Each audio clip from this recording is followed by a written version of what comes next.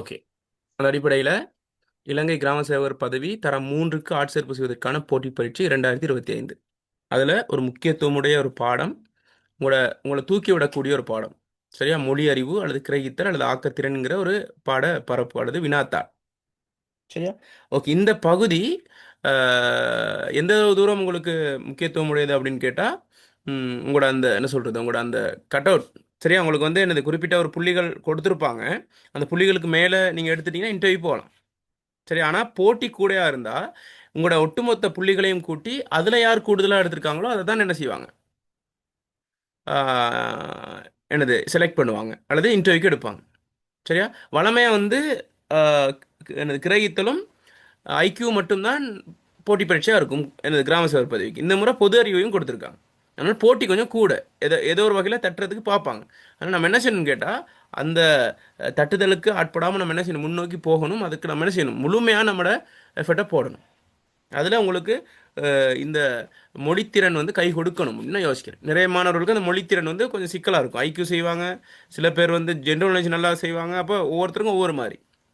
ஆனால் நான் சொன்ன மாதிரி என்னது, அந்த 3 வீலுக்கு 3 டயரும் ரொம்ப முக்கியங்கிற மாதிரி நம்ம என்ன செய்யணும்னு கேட்டால், மூண்டையும் நல்லா படிக்கணும். சரி, அதில் எந்த பங்களிப்பாக உங்களுக்கு நான் வந்து என்ன செய்ய போகிறேன், மொழியறிவு அல்லது ஆக்கத்திறன் அல்லது கிரகித்தல் பகுதியை உங்களுக்கு படிப்பிக்க போகிறேன். ஓகே. அப்போ ஒவ்வொரு கிளாஸ்லேயும் ஒவ்வொரு பேப்பர் தான் டிஸ்கஸ் பண்ண போகிறோம். சரி, உங்களுக்கான பேப்பர் தான் இங்கே இருக்குது. அதை நம்ம என்ன செய்யணும்னு கேட்டால் மெல்ல மெல்ல மெல்ல போவோம். சரி, ஓகே. அதில் நிறைய தலைப்புகள் உங்களுக்கு கொடுக்கப்பட்டிருக்கேண்ணா. இந்த தலைப்பு கீழே படித்தாலே போதும் அப்படிங்கிற அடிப்படையில் நம்ம பார்க்குறோம். சரியா? ஒட்டுமொத்த தமிழையே நம்ம என்ன செய்யலாம், படிக்க இயலாது. சரி, அப்போ உங்களுக்கு இலக்கியம்லாம் இதில் இல்லை. இலக்கியம் இல்லை, பேயல்லாம் இலக்கியம் இருக்குது தமிழ் பாடத்தில். உங்களுக்கு இலக்கியம் இல்லை, இலக்கணம் இருக்குது. அதே போல் மொழியறிவு சார்ந்த வினாக்கள் இருக்குது. அதில் கிரகித்தல் சார்ந்த வினாக்கள் இருக்குது. சரியா? உங்களோட சுய புலமையை நிரூபிக்கக்கூடிய அளவில் கட்டுரை பகுதி இருக்குது, கடிதம், சரியா, சுருக்கம் போன்ற விடயங்கள்லாம் இருக்குது. அதை நம்ம என்ன செய்வோம்னு கேட்டால் மெல்ல மெல்ல நம்ம அதை ஒவ்வொன்றா பார்த்துட்டு போவோம். ஓகே. அந்த அடிப்படை இன்றைக்கு நம்ம பேப்பருக்குள்ளே போகும்போது உங்களுக்கு முதலாவது ஏன்னா நம்ம அறிமுகம்லாம் கொடுத்துட்டோம். என்ன அறிமுக வகுப்புலே அறிமுகம்லாம் கொடுத்தோம், என்னென்ன மாதிரி பகுதிகள் வரும், அது இது எல்லாமே நம்ம என்ன செய்யணும், படிச்சிட்டோம். இப்போ நேரடியாக நம்ம என்ன செய்ய போகிறோம்ட்டா பரீட்சைக்கு தான் தயாராகிறோம். சரி, உங்களுக்கு ஒரு பரிச்சயம் ஆயிருக்கா இந்த பேப்பர் இதுதான் அப்படின்ட்டு. பேப்பரை பற்றி பேப்பரை விளங்கப்படுத்தி நம்ம டைம் வேஸ்ட் பண்ண வேண்டிய அவசியம் இல்லை. நேரடியாக இந்த டியூட்க்கு போகும். சரி, ஓகே. இப்போ முதலாவது பாருங்கள், எதிர்கருத்து சொல். சரி, இந்த சொற்களுக்கு எதிர்கருத்து சொல் கேட்பாங்க, ஒத்த கருத்து சொல் கேட்பாங்க. சரி, அதெல்லாம் நம்ம என்ன செய்யணும், நிறைய தேடி படுங்க. இது மட்டும் இல்லை, 8 இருக்குன்னா இது எட்டில் தான் வரப்போகுதுன்னு சொல்லலை. இதுலேருந்து வரலாம் இல்லை வராமல் இருக்கலாம். ஆனால் எதிர்கருத்து சொற்களோட சம்மந்தப்பட்ட ஒரு கேள்வி கட்டாயம் என்ன செய்யும், வரும். சரி, ஓகே. இப்போ இதில் பாருங்கள், நான் கொஞ்சம் தேர்ந்தெடுத்த சொற்கள் இதில் கொடுத்துருக்கேன். அப்போ இதுக்கு உங்களால் இப்போ உங்களுக்கு இந்த பரீட்சை பேப்பர் கையில் கிடச்சுன்னு நினைங்களேன், இதுக்கு உங்களுக்கு எதிர்கருத்து சொற்களை எழுத முடியுமான்ட்டு ஒவ்வொரு சொல்லையும் பார்த்து கொஞ்சம் யோசிங்க பாப்போம். உங்களுக்கான நேரம் கொஞ்சம் யோசிங்க. உங்களால் விடையளிக்க முடியுமா இந்த 8க்கும்? ஒரு ஒரு ஒன்றுக்கு ஒரு ஒரு புள்ளிகள் வைங்களேன். 8 புள்ளிகளை உங்களால் பெற முடியுமா அப்படின்னு பாருங்களேன் பாப்போம். ஆம் சார். ஓகே, மற்ற யாக்களும் பாருங்க கொஞ்சம்.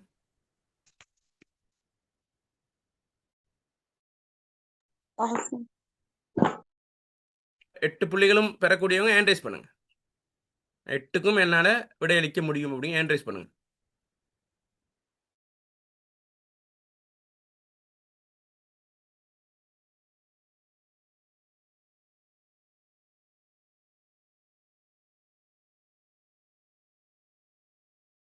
ஹேண்ட் ரைஸ் பண்ண சொன்னேன் உங்களுக்கு. 2 பேர் பண்ணியிருக்கீங்க. 2 பேர் மட்டும்தான். 7மா? ஜெனிஃபா, ஃபசீரா, சத்யா, 3 பேர் மட்டும். மற்ற யாக்கள்? ஓகே, பார்ப்போம். இப்போ நம்ம ஆம் முதலாவது சார். பாருங்க, தக்கார். சரியா? தக்கார் அப்படின்னா என்ன அர்த்தம்? தக்கார்னா என்னது? தகவலர். அல்ல, தக்கார்னா என்ன? தகுதியுடையவர். தகுதி உடையவருங்கிற அர்த்தம். அப்ப அதுக்கு தக்காருக்கு எதிர்ப்பதம் என்னது? தகவலர். தகவிலார். தகவலர். தகவிலார். சரியா, நோட் பண்ணிக்கொள்ளுங்க. தகவிலார். சரியா? அடுத்து நொய்மை. நொய்மைன்னு இருக்கு. நொய்மைன்னு என்ன? எளிமை. நொய்மைக்கு எதிர்ப்பதம் என்ன சொல்றீங்க? எதிர்ப்புறம் திண்மை. நொய்மை, திண்மை. என்னது நொய்மை என்னன்னா திண்மை என்னன்னா? நொய்மை என்ற எளிமை, திண்மை என்ற கடினத்தன்மை. கடினத்தன்மை. அப்ப நொய்மைனா எளிமையா அல்லது என்ன சொல்றது, அது எளிமைன்னு சொல்லலுமா? இது திண்மைனா கடினத்தன்மை. அப்ப நொய்மைங்கிறது இலகு. இலகுத்தன்மை. இலகுத்தன்மை. சரியா? உதாரணமா ஒரு பனிஸ் எடுத்துட்டா என்ன செய்யுது, இது பண்ணும்போது என்னது, அந்த சாஃப்டா இருக்குண்ணா. சரியா? அதே ஒரு கருப்பட்டி எடுத்தோம்னா என்னது, ஹார்டா இருக்கும். விளங்குதா? அந்த அந்த தன்மையை சொல்றேன். அப்ப நொய்மைக்கு எதிர்ப்பதம் திண்மை. சரியா? தக்கார் தகவிலார், நொய்மை, திண்மை. அடுத்து பகிரங்கம். பகிரங்கம்னா அந்தரங்கம். பகிரங்கம்னா என்ன? முதல்ல அது பகிரங்கப்படுத்திட்டாங்க. என்னது பகிரங்கப்படுத்துதல்? என்னது? வெளிப்படையா இருக்கிறது. வெளிப்படையா இருக்கிறது அல்லது வெளிப்படுத்தல். வெளிப்படையா சொல்றது வெளியில. ரகசியமா உள்ளதை ரகசியமா வச்சுக்கொள்ளாம பிறர் அறிய செய்யறது. அதான் பகிரங்கம்னு சொல்றது. சரி, அதே ரகசியமா இதுக்கு எதிர்ப்பதம் என்ன இருக்கும் இப்ப? அந்தரங்கம். அந்தரங்கம். அந்தரங்கம். அந்தரங்கம், பகிரங்கம். Very good. அடுத்து அகழ்தல். அகழ்தல்னா அகழ்தலுக்கு என்ன எதிர்ப்பதம்? கூர்த்தல். ஊர்த்தல்.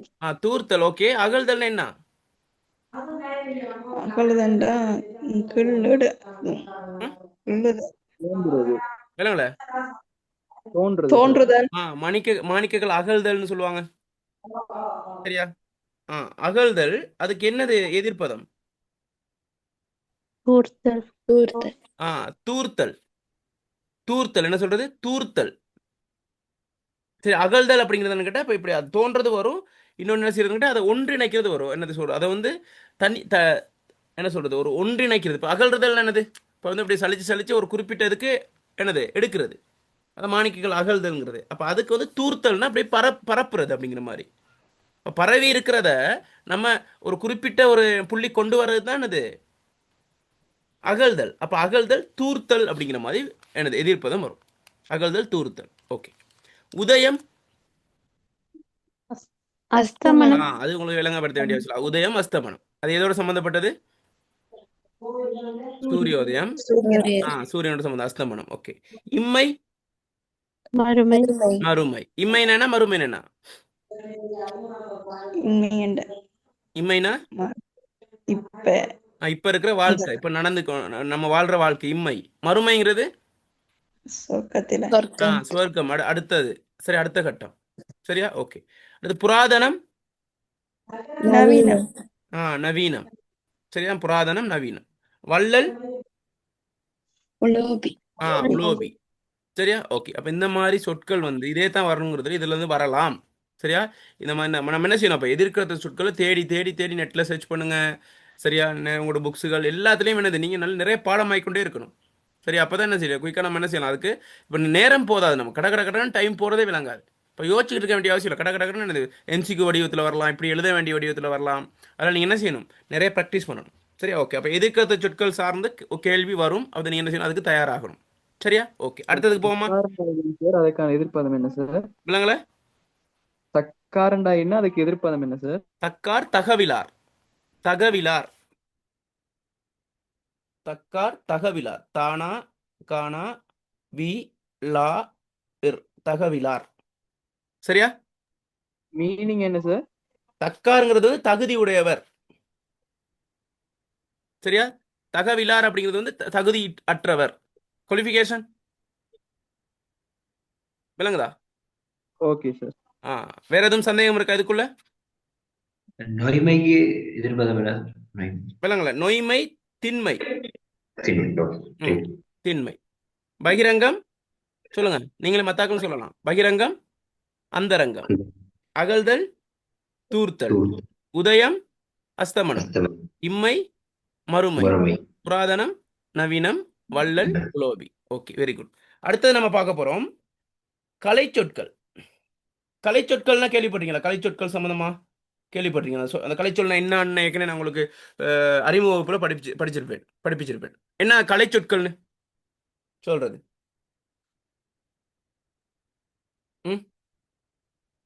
கலை சொற்கள் என்ன? எதை கலை சொற்கள்னு சொல்றோம்? ஆங்கில வார்த்தைகளை கலை சொற்கள்னு சொல்றோம்? சொல்லுங்க, சும்மா நீங்க டிஸ்கஸ் பண்ணுவோம்.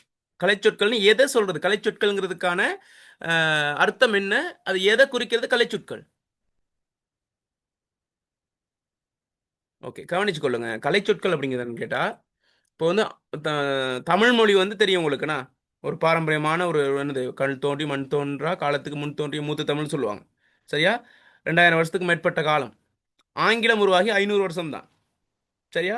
ஓகே. அப்போ தொழில்நுட்ப ரீதியான கண்டுபிடிப்புகள் புதுசாக வரும்போது, சரியா, பாரம்பரியமான தமிழ் மொழிக்கு வந்து ஒரு புதிய சொற்கள் வந்து என்ன செய்யும், புதுசாக தான் வரும். ஏற்கனவே இருக்காது. இப்போ கணினிங்கிறோம், கணினி வந்து சங்க காலத்துல இருந்து இருக்கா? இல்லை. இப்போ நவீன காலத்தில் தான் கணினி கண்டுபிடிக்கப்பட்டது. அப்போ அதை கம்ப்யூட்டருங்கிற அடிப்படையில் தான் அதை என்னது கண்டுபிடிக்கிறாங்க. ஆனால் அது கம்ப்யூட்டர்னு நம்ம என்ன செய்யலாது, நேரடியாக தமிழ் மொழிக்குள்ள மொழி தூய்மைங்கிற அடிப்படையில் அதை என்ன செய்யாது இல்லாது. ஆங்கில வார்த்தை அப்படியே நம்ம என்ன செய்யறது இல்லை, யூஸ் பண்ணுறது இல்லை. நம்ம என்ன செய்வோம், அதை தமிழ் படுத்தணும். அப்போ தமிழ் படுத்துறதுக்காக சும்மா சும்மா தமிழ் படுத்த இயலாது. நமக்கு வேண்டுற மாதிரி என்ன செய்யலாது, தமிழ் படுத்த இயலாது. இப்போ கம்ப்யூட்டர் அப்படிங்கிற அந்த சொல்ல கணினின்னு யார் தமிழ் படுத்தினது சொல்லுங்க பார்ப்போம். எப்படி எல்லாரும் ஒரே மாதிரி யூஸ் பண்ணுறோம் சொல்லுங்க பாப்போம். எப்படி அதை தமிழ் படுத்தியிருப்பாங்க? எந்த காலப்பகுதியில் தமிழ் படுத்துவாங்க? தமிழ் மொழிப்படுத்துறது அது ஆராய்ச்சி மாநாடுகள் நடக்கும். சரியா? தமிழ் ஆராய்ச்சி மாநாடுகள். இப்போ என்ன செய்வாங்க கேட்டால், புதுசாக கண்டுபிடிப்புகள் வரும்போது அங்கே ஆராய்ச்சியாளர்கள், தமிழ் ஆராய்ச்சியாளர்கள், புலமையாளர்கள், சரியா, வந்து என்ன செய்வாங்க, அதை டிஸ்கஸ் பண்ணுவாங்க. இந்த சொல்ல ஒன்று புதிய ஒரு கண்டுபிடிப்பு வந்திருக்கு, அதுக்கு என்ன சொல்ல போட்டால் சரியாக வரும். அப்போ அதை விட்டு பருமனை பார்ப்பாங்க, அதை விட்டு உபயோகத்தை பார்ப்பாங்க, ஒரு பொருள் அடிப்படையை பார்க்கும்போது அதை விட்டு என்ன, அதிலிருந்து வெளிப்பாடுகள் என்ன எல்லாம் பார்த்து தான் என்ன செய்வாங்க, எல்லாம் டிஸ்கஸ் பண்ணி அந்த பேரை வைப்போம் அந்த பேரை வைப்போன்ட்டு அந்த புதிய தொழில்நுட்ப ரீதியான சொற்களுக்கான, ஆங்கில சொற்களுக்கான தமிழ் வடிவம் தான் என்னது கலைச்சொற்கள். சரியா? அப்போ நம்ம நினைக்கக்கூடாது ஆங்கில சொற்கள் எல்லாமே கலைச்சொற்கள் இல்லை. சரியா? பாருங்க, இதில் பாருங்க, கீழே கொடுத்துருக்கேன். இது ஒவ்வொன்றுக்கும் இதெல்லாம் கலைச்சொற்கள் தான். சரி, அப்போ கலைச்சொற்கள் சார்ந்த கேள்விகள் உங்களுக்கு வரும். ஓகே. அப்போ பாருங்க, வாட்ஸ்அப்ங்கிறது வந்து என்ன, சங்கமொழிய காலத்தில் வந்ததா வாட்ஸ்அப்? எப்போ வந்து வாட்ஸ்அப்? இப்போ யூஸ் பண்ணிக்கிட்டு இருக்கோண்ணா. இப்போ வாட்ஸ்அப் சாதாரணமாக வந்து எவ்வளோ காலம் இருக்கும் நம்ம யூஸ் பண்ணி, அல்லது வாட்ஸ்அப் கண்டுபிடிக்கப்பட்டு அல்லது நம்ம அந்த ஆப் வந்து யூஸ் பண்ணுறது சாதாரணமாக 2014 சார். 14 15 அந்த டைமில் தான் வந்து நினைக்கிறேன் நான். சரியா? ஓகே. அப்போ வாட்ஸ்அப் அப்படிங்கிறதுக்கான தமிழ் அர்த்தம் அல்லது அந்த அதுக்கான கலைச்சொல் என்னது வாட்ஸ்அப் அப்படிங்கிறதுக்கு? புலனும் இல்ல கட்சவி. புலனம் அல்லது கட்செவி. கட்சவி.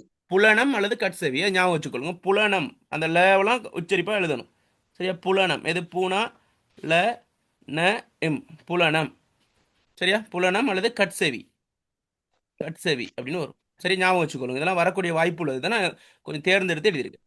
புலனம் அல்லது கட்செவி. அடுத்து என்னது வாசிங்க பார்ப்போம். ஆர்டிஃபிஷியல் இன்டெலிஜென்ஸ் இப்போ ரொம்ப கூடுதலாக யூஸ் பண்ணக்கூடியது ஏஐன்னு சொல்லுவாங்க. சரியா? அது தமிழ் என்ன சொல்றது? ஏஐ செயற்கை நுண்ணறிவு. செயற்கை நுண்ணறிவு. சரியா? ஞாபகம் வச்சுக்கணும். அடுத்து மெடிசின்க்கு என்னது கலைச்சொல்? ஔடதம். ஔடதம். சரி, நல்ல தமிழ் சொல் வந்து என்னது? ஔடதம் என்பதுதான் மிக சரியான கலைச்சொல். ரோபோ, எந்திர மனிதன். எந்திர மனிதன். ஓகே. யூடியூப், வலையொலி. வளையொலி. சரியா?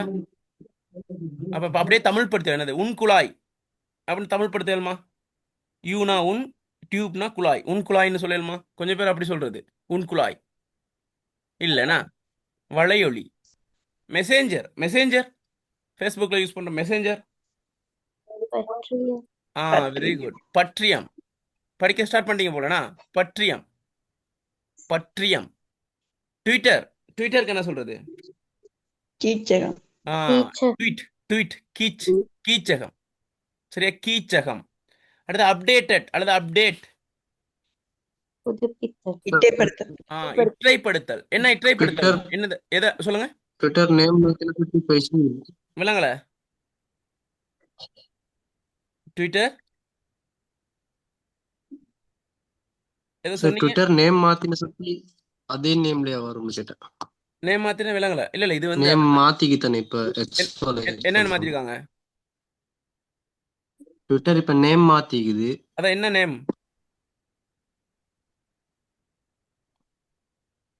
புதிய நேம் தெரியாது. இந்த அது வந்து ஏற்கனவே இது வந்து கலைச்சொற்கள் தானே, அதை வச்சுக்கொள்ளுங்க. நேம் மாற்றினதை நம்ம பார்த்துக்கொள்வோம். இந்த ட்விட்டர்னா என்னன்னு கேட்டால் டிரெக்டாக அது வந்து நேம் மாற்றின பிறகு அதுக்கு ஒரு பேர் நம்ம கொடுக்கணும், அது வேற விஷயம். இது ட்விட்டர்னா என்னது? கீச்சகம். சரியா? ஓகே. அடுத்து அப்டேட்டட். அப்டேட்டட் இற்றைப்படுத்தல்னா தெரியுது என்ன, நமக்கு பேங்க் புக்கெல்லாம் நம்ம இது அப்டேட் பண்ணி வைப்போம். இப்போ இற்றைப்படுத்தல்னா அது இது என்னது இன்றைக்கு வரைக்கும் எப்படி இருக்குது அப்படிங்கிற மாதிரியான ஒரு அப்டேட் பண்ணுறது. உங்களுக்கு விளக்க வேண்டிய அவசியம் இல்லை. அடுத்து காப்பிரைட். காப்புரிமை இல்ல பதிப்புரிமை. பதிப்புரிமை. பதிப்புரிமை. பதிப்புரிமை. சரியா? காப்புரிமை. ஓகே. இப்போ நீங்கள் இது மற்றதை சொல்லுங்க பார்ப்போம். மற்றதெல்லாம் நீங்கள் தான் சொல்லணும். இமிக்ரேஷன். குடிவரவு. குடிவரவு. ப்ரொஜெக்ட். திட்டப்பணி.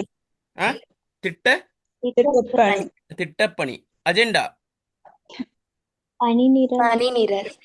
பணி நிரல். சரியா? ஓகே. அப்போ இதை கொஞ்சம் இந்த மாதிரி 12 தான் நம்ம பார்த்துருக்கோம். இதில் வந்து ஒரு சாம்பிளுக்கு ஒரு உதாரணத்துக்கு நம்ம இப்படி பார்த்துருக்கோம். இந்த மாதிரி நிறைய கலைச்சொற்கள் இருக்குது. சரியா? அப்போ அதை எக்யூரேட்டாக நம்ம எழுதணும். சரியா? அப்போ அந்த மாதிரியான இதையும் பார்த்துக்கொள்ளுங்க. இப்போ நிறைய பகுதிகள் இருக்குண்ணா. இப்போ நம்ம இந்த மாதிரி நிறைய தேடணும். நீங்கள் அடுத்த கட்டம் நீங்கள் தான் தேடணும். நிறைய கலைச்சொற்கள் இது 10-12 இருக்குன்னா நீங்கள் ஒரு 100, 200, 300 என்ன செய்யணும்? நிறைய தேட தான் நமக்கு பரிச்சயமாகும். அப்போ எக்ஸாம் வந்து டைம் நமக்கு தெரியுதுங்கிறத விட டைம் மேனேஜ்மெண்ட் ரொம்ப ரொம்ப முக்கியம்.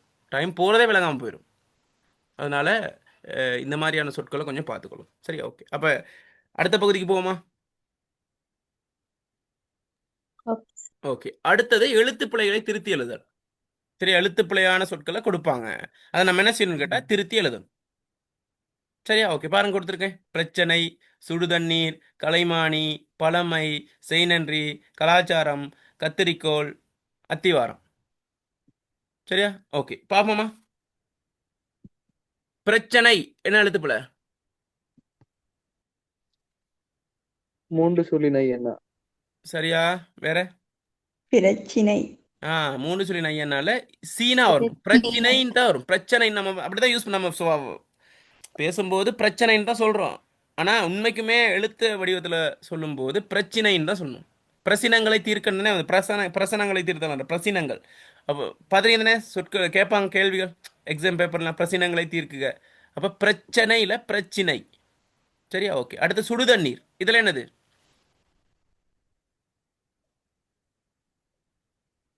இதுல என்னது? என்ன பிள்ளை? சுடு நீர். சுடு நீர் இல்ல வெந்நீர். வெந்நீர். இதில் பாருங்க, சுடு தண்ணீர்னா என்னது? சூடு குளிர்மை ரெண்டும் வருது, தன்மையும் வருது, சூடும் வருது.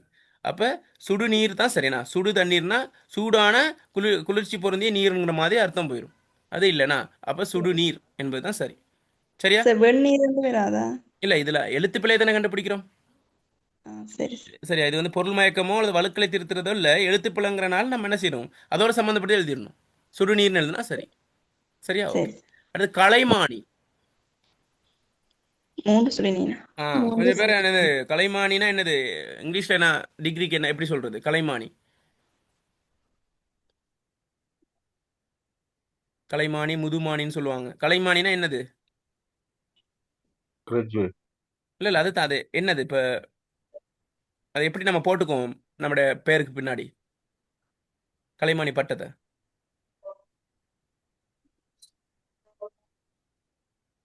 பேச்சுலர் ஆஃப் ஆர்ட்ஸ், பிஏ போடுவாங்க. பேச்சுலர் ஆஃப் ஆர்ட்ஸ் பிஏ போடுவாங்க தானே, அதுதான். கொஞ்சம் பேர் அதை ஸ்பெஷல் எடுத்திருப்பாங்க, அதில் ஏதாவது பாடத்திருப்பாங்க. கலைமானின்னு 2 சொல்லி நான் போடுறாங்களே நான் பார்த்துருக்கேன். நான் தமிழ் ஸ்பெஷல் செஞ்சாகணும் இப்படி போடுறதெல்லாம் நான் பார்த்துருக்கேன். அப்போ இதில் என்னது? கலைமானிங்கிறதுல என்ன எழுத்துப்பில்? 3 சொல்லி நான் வந்தா சரி. சரியா? ஓகே. அடுத்து பழமை. பழமை அதில் என்னது எழுத்துப்பில்? பழைமை. பழைமைன்ற ஒரு லை தான் வரும். பழமைங்கிறது இல்லை, பழைமை. சரியா? செய் நன்றியில் என்ன பிரச்சனை? இந்த வரும். செய் நன்றி இந்த நானும் வரும். ஆனால் இதுவும் பிழை இல்லை. ஆனால் என்னது, இப்போ தற்கால தமிழில் என்னது இப்படிதான் எழுதுறோம். சரியா? ஆனால் புணர்ச்சி விதிகளுக்கு ஏற்ப எழுதும்போது இந்த நான் வரும். செய் நன்றின்னு தான் இன்ன நானும் வரும். இன்னனாங்கிற செய் அந்த இந்த நான் வந்து இன்கிற உச்சரிப்பில் வரும். சரியா? ஓகே. அடுத்து கலாச்சாரம். கலாசாரம், பிரசாரம், கலாசாரம். சரியா? நம்ம என்ன செய்ய இச்சனா போடுறோம், இச்சனா போடுறதில்ல, கலாசாரம். சரியா? நான் ஒரு கேள்வி ஒன்று வந்துச்சு, எமது பண்பாட்டையும் கலாச்சாரத்தையும் பேணி பாதுகாக்க வேண்டும். நம் பண்பாட்டையும் கலாச்சாரத்தையும் பேணி பாதுகாக்க வேண்டும். இதில் என்ன வலு இருக்குன்னு கேட்டிருந்தாங்க ஒரு கேள்வி. நான் உங்களுக்கு விளங்கப்படுத்திருப்பேன் எனக்கு அறிமுக வகுப்புல. இதில் என்ன வலு? வலுனா என்ன பிள்ளை? எமது கலாச்சாரத்தையும் பண்பாட்டையும் பாதுகாக்க வேண்டும்.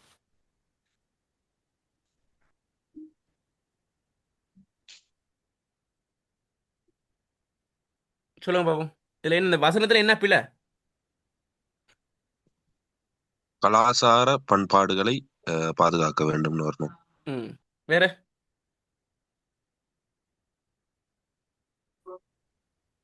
இந்த மொழித்திறன்கிறது இதுதான். இப்போ நம்ம அது உபயோகிக்கிற சொற்கள் எப்படிப்பட்டது அப்படிங்கிறத நம்ம தேர்ந்தெடுத்து தான் நம்ம யூஸ் பண்ணணும். இப்போ அதுக்கான அர்த்தப்பாடு நமக்கு தெரிஞ்சிருக்கணும். இதில் என்ன பிரச்சனைன்னு கேட்டால், கலாச்சாரம் என்பதும் பண்பாடு என்பதும் ஒரே அர்த்தம் தரக்கூடிய இரு சொற்கள். சரியா? கலாச்சாரம் என்பது வடமொழி சொல், பண்பாடு என்பது தமிழ் சொல். அதான் பிரச்சனை. இப்போ நம்ம என்ன செய்கிறோம், இது வெவ்வேறு சொற்களாக பார்க்குறோம். வெவ்வேறு சொற்கள் அல்ல, இது ஒரே என்னது கருத்துடைய வெவ்வேறு சொற்கள். அப்போ ஒரே கருத்துடைய வெவ்வேறு சொற்களை ஒரே வசனத்தில் நம்ம சேர்க்க வேண்டிய அவசியம் இல்லை. நாம் எமது கலாச்சாரத்தை பாதுகாக்க வேண்டும்னு சொல்லலாம், அல்லது நாம் பண்பாட்டை பாதுகாக்க வேண்டும்னு சொல்லலாம். விலங்குதான் அந்த மாதிரியெல்லாம் வரலாம். ஓகே, அடுத்து கத்திரிக்கோள். இதில் என்னது? கத்தரிக்கோல். கத்திரி அல்ல, கத்தரி. கத்தரித்தல். கத்திரித்தலா கத்தரித்தலா? கத்தரித்தல். கத்தரிக்கோள். கத்தரிக்கோள். அத்திவாரம். அத்திவாரம். அது என்ன அத்திவாரம்னு என்ன இங்கிலீஷ்ல? பேஸ்மெண்ட். பேஸ்மெண்ட். வடிவேல் ஒரு டயலாக் சொல்லுவார், என்னது இதோடு சம்மந்தப்படுத்தி? என்ன டயலாக் அது? நல்ல ஃபேமஸான dialogue. Building strong. Building strong, basement கொஞ்சம் வீக்கும் பாரு, அந்த இதுதான். அப்போ நம்ம யூஸ் பண்ணுறது அத்திபாரம்னு யூஸ் பண்ணுவோமா, அத்திவாரம் போடுறதுன்னு சொல்லுவோமா, அத்திபாரம் போடுறதுன்னு சொல்லுவோமா? வளமையா அத்திவாரம். அத்திவாரம் தான் சொல்லுவோம். ஆனால் உண்மையான அர்த்தம் வந்து அத்திபாரம் தான். ஏன்னா அது வந்து தெரிந்தன, ஒரு பேஸ்மெண்ட்ங்கிறது ஒட்டுமொத்த அந்த கட்டிடத்தையே தாங்கக்கூடிய, அந்த எல்லா பாரத்தையும் தாங்கக்கூடிய அத்தியாவசியமான ஒரு பகுதி தான் என்னது, அந்த அத்திவாரம்ங்கிறது. அதான் அத்திபாரம் தான் சொல்லணும். நம்ம அத்திவாரம் சொல்லி பழகிட்டோம். ஆனால் அதைத்தான் நம்ம என்னது திருத்திக் கொள்ளணும். அந்த அந்த அந்த மாதிரியான சொற்களை தான் நம்ம என்ன செய்யணும், ஆய்ந்து அறியணும். நம்ம சாதாரணமாக யூஸ் பண்ணிக்கிட்டு இருப்போம், அது சரிங்கிற மாதிரியே தான் போய்கிட்டு இருப்போம். ஆனால் அதுக்குள்ளே பிழை இருக்கும். சரியா? ஓகே. அப்போ இதில் எழுத்து பிழைகளை திருத்தி எழுதுங்கிறதுக்குள்ளே நம்ம இந்த மாதிரியான சொற்களை நீங்கள் என்ன செய்யணும், நிறைய தேடணும். நம்ம அடுத்தடுத்த கிளாஸில் நான் உங்களுக்கு போடுறேன், அதெல்லாம் கொஞ்சம் பாடமாக வச்சுக்கொள்ளுங்க, தெரிஞ்சு வச்சுக்கொள்ளுங்க. அப்போ அத்திவாரத்துக்கு என்ன சார் பிள்ளை? அத்திபாரம். அத்திவாரம் அல்ல, அத்திபாரம்.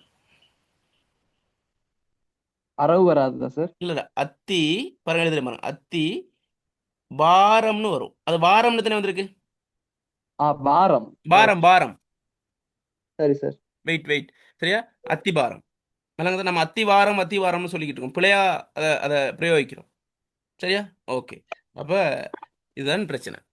ஓகே, அப்போ இந்த டைப் ஆஃப் கொஸ்டின் உங்களுக்கு அணுக முடியும் தானே? அப்போ பாருங்க, நம்ம எதிர்கதை சொற்கள் பார்த்துருக்கோம், அதே மாதிரி ஒத்த கதை சொற்களும் உங்களுக்கு வரலாம். சரியா? அடுத்து என்னது பார்த்தோம்? எதிர்கதை சொற்கள், கலை சொற்கள், எழுத்து பிழைகளை திருத்தி எழுதுதல். சரியா? ஓகே. அப்போ இந்த மாதிரியானதை நீங்கள் என்ன செய்யணும், திரும்ப திரும்ப தேடணும், தேடி பார்த்துக்கொண்டீங்கன்னா சரி. ஓகே. இன்னும் இருக்கு. ஓகே, அடுத்து சொற்பனம். உற்றன்னா வரும் சொற்பனம். இல்லை, கொஞ்சம் நல்லா யோசிங்க.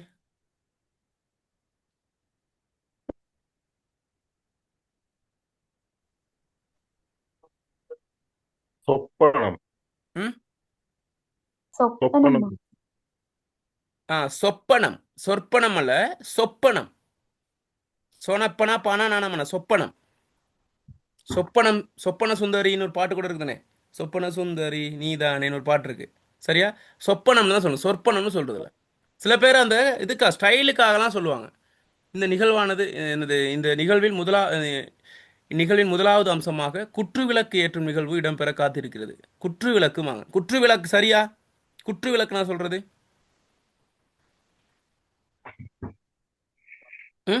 என்னது? குத்துவிளக்கா? என்னது? குத்துவிளக்கு. கொஞ்சம் என்ன செய்யறதுன்னு கேட்டா, அதை ஸ்டைலாக சொல்கிறேன். குற்று விளக்கு ஏற்றும் வைபவம் இடம்பெற காத்திருக்குதுமாங்க. அதான் பிள்ளை. ஓகே. அடுத்து கொப்பளம். கொட்பணம். கொப்புளம். கொப்புளம். கொப்பளம்னு சொல்கிறதில்ல, கொப்புளம். அடுத்து களஞ்சிய சாலையில் என்ன எழுத்து பிள்ளை இருக்கு? களஞ்சிய சாலை. மூண்டையும் கொஞ்சம் யோசிங்க. களஞ்சிய சாலை, நிலைமை, செலவாணி.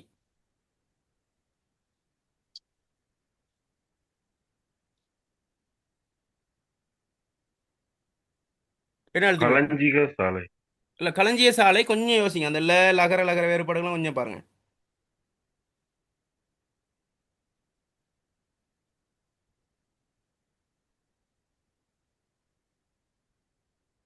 ஆனால் நம்ம யூஸ் பண்ணுற சொற்கள் தான். ஆனால் என்ன செய்கிறோம்? மறந்துடுறோம். அதை எப்படி யூஸ் பண்ணுறதுன்னு தெரியாது. களஞ்சிய சாலை. இதில் போட்டிருக்கிறது சரியா பிள்ளையா?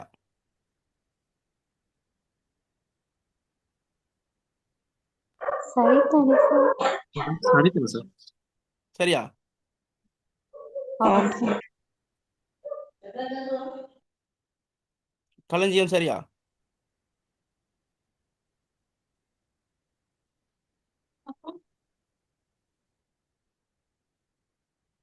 சரிண்ணா. களஞ்சிய சாலை சரி. அண்ணா அதில் அந்த டைப்பிங் மிஸ்டேக் அது தான் போட்டுருந்தேன். அதை அவர் சரியாகவே எழுதி டைப் பண்ணிட்டார். களஞ்சிய சாலை. ஓகே. அடுத்தது நிலைமை. நிலைமை. நிலைமை. நிலைமை. லை வரும். நிலைமை. சரியா? அடுத்து செலவாணி. செலாவணி. அந்நிய செலாவணினா செலவாணியில் செலாவணி. ஓகே. பாருங்க, இந்த மாதிரி சொற்கள்லாம் நம்ம என்ன செய்யணும்னு கேட்டால் கொஞ்சம் தேடணும். இந்த மாதிரி நான் உங்களுக்கு அனுப்புகிறேண்ணா. சரியா? அடுத்தடுத்த டியூட்ஸ்கள் அதை கொஞ்சம் ப்ராக்டிஸ் பண்ணிகிட்டே இருப்போம். அப்போ நிறைய சொற்களை பார்த்துடலாம். இது எக்ஸாம் ஸ்டார்ட் ஆகட்டும். சரியா? ஓகே. அப்போ இதை கொஞ்சம் பார்த்துக்கொள்ளுங்க. அடுத்ததுக்கு போமா? ஓகே. அடுத்து பாருங்க. முதல்ல இதை செய்யுங்க. இதை செய்யுங்களேன். அது சின்ன எழுத்துப்பிழை இருக்குது. அந்த பிறரிடம் அதை கொஞ்சம் மாற்றிக்கொள்ளணும். பிறரிடம் வெளிப்படையாக சொல்லத்தகாத சொற்களை தகுதியுடைய வேறு சொற்களால் கூறுவது. தகுதி வழக்கு படிச்சிருங்களா? இலக்கண வழக்கு, தகுதி வழக்கு. என்னன்னு கேட்டால், இப்போ நம்ம வந்து முக்கியமான சொற்களை நம்ம யூஸ் பண்ணுவோம். இந்த சொற்கள்லாம் யூஸ் பண்ணுவோம். ஆனால் என்னன்னு கேட்டால், அது ஒரு ஒரு என்ன சொல்கிறது, அதில் ஒரு அதுக்குன்னு ஒரு சிறப்பு இருக்குது. சரியா? இப்போ பாருங்க, இடக்கரடக்கல் அப்படிங்கிறது என்னன்னு கேட்டால், சபையில் கூற முடியாது. அந்த பாருங்க, பிறரிடம் வெளிப்படையாக சொல்லத்தகாத சொற்களை தகுதியுடைய வேறு சொற்களால் கூறுவது. இல்லை அது இல்லை. இப்போ வந்து ஒரு சபையில் நம்ம என்ன செய்யறோம்னு கேட்டால், சொல்லுவதற்கு கூச்சப்படுகின்ற அல்லது சொல்வதற்கு இடர்படுகின்ற அல்லது சொல்வதற்கு வெக்கப்படுகின்ற விஷயத்தை மாற்றி சொல்றது. அதை என்னன்னு சொல்லுவோம்? இடக்கரடக்கல்னு சொல்லுவோம். சபையில் கூறத்தகாத சொல்ல மாற்றி சொல்றது. இப்போ ஒருத்தர் வந்து என்ன செய்தாரு? இறந்துட்டாரு. அப்போ சபையில் பொதுவாக அவர் செத்து போயிட்டாரு அப்படின்னா அது எப்படி இருக்குது? அது ஒரு அந்த சபையில் ஒரு இதாக இருக்குது, அனிசியாக இருக்குதுன்னு சொல்கிறது. அதை சொல்கிற அந்த வார்த்தை அப்போ என்னன்னு சொல்லலாம்? இறைவனடி சேர்ந்தார், அவர் இறைவனடி சேர்ந்தார். அல்லது சொல்லுவாங்க, நிறைய சொற்கள் சொல்லுவாங்க. வேற என்னது? இறைபதம் அடைந்தார், மரணித்தார் அப்படிங்கிற மாதிரியான சொற்கள் நம்ம என்ன செய்யலாம்? சொல்லலாம். அப்போ அந்த மாதிரி இருக்கிறது இடக்கரடக்கல். சரி, இடக்கரடக்கல். ஓகே. மங்களம்னா இல்லை இடக்கரடக்கல். இல்லை இடக்கரடக்கல்ங்கிறத சபையில் கூற முடியாத விஷயத்தை தான். அதுக்கு உதாரணமாக இப்போ நான் இப்போ உதாரணம் சொன்னது வந்து என்னது? மங்களத்துக்கு தான் சொன்னேன். அமங்கலமான விஷயத்த மங்களமாக சொல்கிறது தானது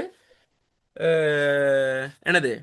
மங்களம். இப்போ நான் சொன்னேன் செத்து போயிட்டாங்க அப்படிங்கிறத வந்து என்னது? இறைவனடி சேர்ந்தார் அப்படிங்கிற மாதிரி சொல்கிறது. சரியா? ஓகே. இடக்கரடக்கல் அப்படிங்கும்போது சபையில் கூற தகாத வார்த்தையை. சரியா? உதாரணம் என்னன்னு கேட்டால் என்னது? இப்போ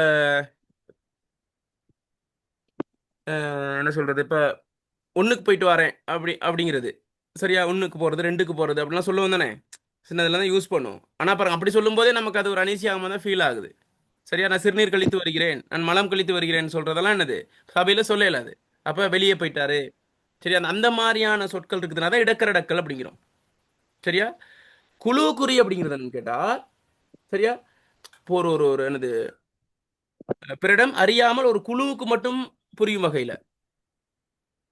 சரியா? பிறருக்கு தெரியாம ஒரு குழுவுக்கு ஒரு குறிப்பிட்ட ஒரு குழுவுக்கு மட்டும் தெரியுற மாதிரியான ஒரு விஷயத்தை தான் குழுவுக்குறின்னு சொல்றது.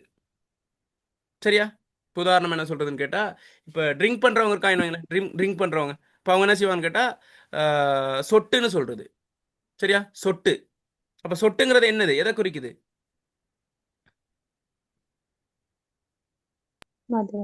ஆ அப்ப சின்ன ஒரு சொட்டுன்னு போட்டு வருவா அப்படின்னா என்னது? அது என்னது? அந்த குழு குடிகார குழுவுக்கு தான் அது தெரியும். மற்ற ஆட்களுக்கு அது தெரியாதா இருக்கும். விளங்குதா? அப்ப அந்த மாதிரி பிறர் அறியாமல் ஒரு குழுவுக்கு மட்டும் புரியும் வகையில் குறிப்பிடுவது இது என்னன்னு சொல்றது? என்னது? குழு. குழுவுக்குறி. மங்களம் இல்லாத சொற்களை மங்களமான வேறு சொற்களை குறிப்பிடுவது? மங்களம். ஆ மங்களம். சரியா? ஓகே. பிறரிடம் வெளிப்படையாக சொல்லத்தகாத சொற்களை தகுதியுடைய வேறு சொற்களால் கூறுவது? இடக்கரடக்கு. இடக்கர டக்கர். சரியா? ஓகே. இப்ப இதை மெயின் பண்ணிக்கிட்டு கவனிங்க. இதை கொஞ்சம் செய்யுங்க பார்ப்போம். பின்வரும் எவ்வகை தகுதி விலக்கண குறிப்பிடும். இதை கொஞ்சம் யோசிச்சு வைங்க.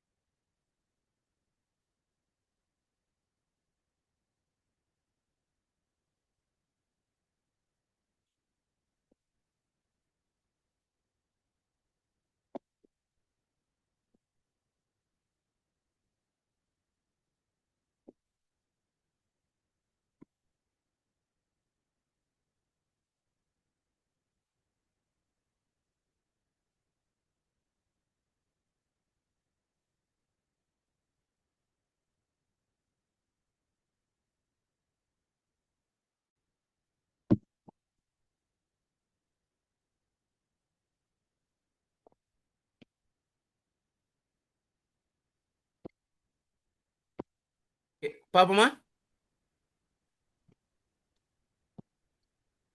பாப்போமா? இருக்கீங்களா? ஓகே. ஒன்றுக்கு போனான். இது என்ன என்ன தகுதி விலக்கு? அது எழுத்துப்பிழை இருக்கு, தகுதி விலக்கு இருக்கு, தகுதி விலக்குன்னு சொல்லணும். ஒன்றுக்கு போனான். இடக்கரடக்கு. இடக்கர டக்கல். கால் கழுவி வந்தேன். இடக்கர். மலம் கழுவி வந்தேன்னா கால் கழுவி வந்தேன்னு மாறி சொல்றது. புகழுடம்பு அடைந்தார். மங்களம். மங்களம். பொன்னை பரியனல். மங்களம். பொன்னை வந்து பரின்னு சொல்லுவாங்க, தங்கத்தை பரின்னு சொல்லுவாங்க. குழுவுக்குறி. ஒரு குழுவுக்கு மட்டும்தான் என்னது விளங்கக்கூடியதா இருக்கும். குழந்தை வெளியே போய்விட்டது. இடக்கரடக்கு. இடக்கரடக்கல். வெளியேனா அதான் சொல்றது, வெளியே போய்விட்டது. சரியா? பாருங்க, நம்ம ஒஷ்ரூம் போறதையும் அப்படித்தானே சொல்றோம். ஒஷ்ரூம் போறது அப்படி, அதுவும் ஒரு இடக்கரடக்கல் தான். சுடுகாட்டை நன்காடியனல். மங்களம். மங்களம். விளங்குதா? அப்ப மங்களம், குழுக்குறி, இடக்கரடக்கல் இதெல்லாம் கொஞ்சம் நிறைய தேடி வச்சுக்கொள்ளுங்க. சில வேளை உங்களுக்கு அர்த்தம் கேட்பாங்க. சரியா? ஒன்றுக்கு போனா என்ன, கால் கழுவி வந்த என்ன அப்படிங்கிற அர்த்தம் கேட்பாங்க. அல்லது குறிப்பிட்ட விஷயத்தை கூட இதுக்கான தகுதி விலக்கு என்ன, சரியா, அந்த மாதிரிலாம் கேட்பாங்க. அதனால கொஞ்சம் பார்த்துக்கொள்ளணும். சரியா? இப்ப பாருங்க, இதை மேல கொஞ்சம் மறுபடியும் ஒன்று இருந்தது தானே, அது என்ன சார்? மருவுங்கிறது என்னன்னு கேட்டா அதை சொல்ல மறந்துட்டேன். மருவுங்கிறது ஒரு குறிப்பிட்ட ஒரு சொற்கள் இருக்கும். அதை என்ன செய்யறதுன்னா சொல்லி சொல்லி சொல்லி சொல்லி மருவி மருவி அது வேற மாதிரி சொல்றது. உதாரணமா சொல்றா இருந்தா,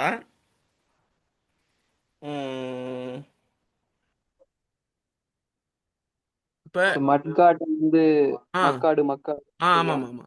இப்ப இப்ப நம்ம ஊர்ல ஒரு மககுடுகலை அப்படின்னு ஒரு ஊர் இருக்கு. சரியா? அதை மககுடுகலைன்னு சொல்லி சொல்லி மாக்கோடன்னு சொல்லுவாங்க. கடைசியா மாக்கோடை அப்படிம்பாங்க. சரியா? இப்போ எங்களோட ஊர் இருக்கு கிராமண்ட். கிராமண்ட் தான் ஊர். அது கிருமுண்டுமாங்க. ஆக்கள் சொல்லி சொல்லி மருவி மருவி அந்த மாதிரி என்ன செய்யுது அதான் மருவுங்கிறது. அந்த மாதிரி இப்போ நம்ம தமிழ் சொற்களை மருவு சொன்னா இப்போ சோழநாட சோநாடு அப்படின்னு சொல்றது, சோழநாட சோநாடு அப்படின்னு சொல்றது. விளங்குதா? அந்த அந்த அதுதான் மருவுங்கிறது. மருவி மருவி மருவி அப்படியே போறது. சரியா? அந்த மாதிரி சொல்லுங்க. இப்போ உங்களுக்கு தெரிஞ்ச மருவு சொல்லுங்க. உங்களுக்கு தெரிஞ்சிருக்க மருவு சொற்கள்.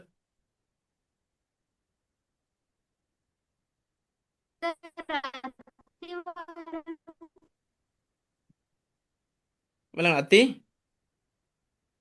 சார் சொல்லுங்க. அத்திவாரம் சார். ஓ ஆ அத்திவாரம் அல்ல, அத்திவாரம்ங்கிறது வந்து அது அத்திவாரம் அப்படியே தானே சொல்லலாம். சார்? ஆனால் அதுக்கும் எடுக்கலாம்.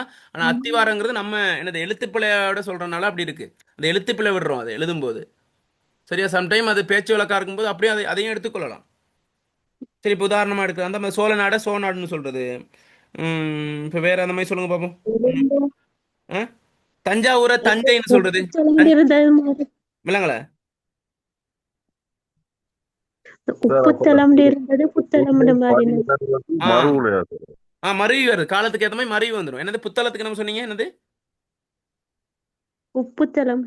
உப்புத்தளம் தான் புத்தளமா மாறுனுச்சா? ம். ஆ பாருங்க, அதுவும் பாருங்க, புதுசா இருக்கு அந்த விஷயம். புதிய ஒரு தகவல். சரி, அங்க என்னது உப்புத்தளம்ங்கிறது புத்தளம்னு மாறுறது. அதே மாதிரி இப்ப கோயம்புத்தூரை கோவைன்னு சொல்றது.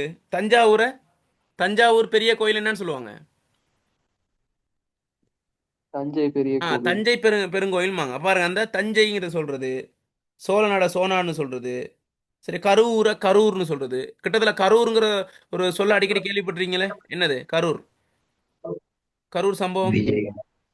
விஜய்ட அந்த என்னது கேம்பெயின்ல நிறைய பேர் இருந்தாங்க. 44 பேர் நம்ம இறந்தாங்க.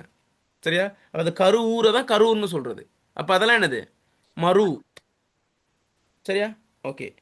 சார் அப்ப அந்த மேல அந்த பொன்னை பரியனல் வந்து மறுவுல வருமா சார்? அது குழுவுக்குங்க அது சார்? குழுக்குறி. அது பாருங்க, அந்த அதை வந்து அந்த பொண்ணை வந்து மற்றவங்களுக்கு தெரியாத மாதிரி பரின்னு சொன்னா தங்கமோட சம்மந்தப்பட்டவங்களுக்கு அது தெரியும். பரினா தங்கம்னு. விளங்குதா? அந்த மாதிரி. சரியா? அந்த ஒரு குறிப்பிட்ட குழுவுக்கு மட்டும் தான் தெரியும். சரி, அந்த மாதிரி குழுவு குறி கொஞ்சம் சொல்லுங்க பாப்போம், உங்களுக்கு தெரிஞ்ச குழுவு குறி.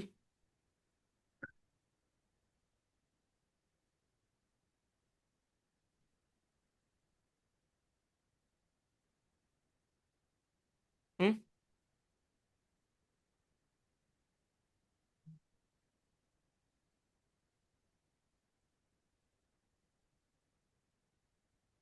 கொஞ்சம் சொல்லுங்க. வேற வேற சொற்கள் குழுவு குறிக்கு சம்மந்தப்பட்டது, தமிழோட சம்மந்தப்பட்டது.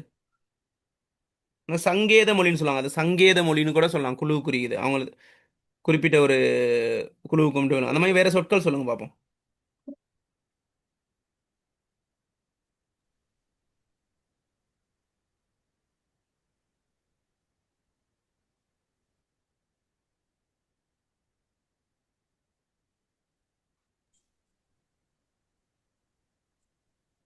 சரி, இப்போ கோயிலில் எப்படி சொல்லுவாங்க தானே? கோயிலில் வந்து பிரசாதம்னு சொல்லுவாங்க. சரியா? பிரசாதம். அந்த பிரசாதம்ங்கிறது வந்து உண்மைக்கு என்னது? அது அது அந்த சாதத்தை தான் பிரசாதம்னு சொல்கிறோம். அந்த பிரசாதங்கிறது அந்த பக்திமான்களுக்கு அது என்னது? அது வந்து அதை தான் சொல்கிறாங்க அப்படின்னு விளங்கும். பிரசாதம் வாங்கிட்டு போங்க அப்படிம்பாங்க. விளங்குதா? அந்த மாதிரி குறிப்பிட்ட ஒரு குழுவுக்குள்ளங்கிற அளவில் இருந்தால் சரி. அதுதான் என்னது குழுவுக்குறின்னு சொல்கிறோம். சரியா? ஓகே. அது அப்போ அதை கொஞ்சம் நம்ம கொஞ்சம் தேடும். இன்னும் நிறைய சொற்கள் நம்ம என்ன செய்வோம், சர்ச் பண்ணி எடுத்து நம்ம அதை கொஞ்சம் படிப்போம் இனி வருங்காலத்தில். சரி, ஓகே. இப்போ உங்களுக்கு இப்போ மங்களம், இடக்கரடக்கல், குழு குறி, மரு, இதில் எதுவும் சந்தேகம் இருக்கா? அந்த சந்தேகம்னா சொற்கள் நிறைய தேடுவோம். அது என்னத்தை சொல்ல வருதுங்கிறதுல ஏதாவது சந்தேகம் இருக்கா? இல்ல. ஆ ஓகே ஓகே. அப்போ அதை கொஞ்சம் பார்த்துக்கொள்வோம். இப்போ அடுத்த தலைப்புக்கு போவோமா? இந்த வார்த்தைகள் என்னன்னு சொல்லுவோம் நாங்க? எது? இந்த இடக்கடற்கல், மங்கள, மரு, குழு குறி எல்லாம். தகுதி வழக்கு. சரி சார். சரியா? தகுதி வழக்கு. ஓகே. அடுத்து கவனிங்க. இது வந்து அடுத்த இணைமொழி, இரட்டை கிளவி, அடுக்குத்தொடர், அடுக்கடுக்கு தொடர். இது மொழித்திறன் ரொம்ப முக்கியமானது. சரியா? ஓகே.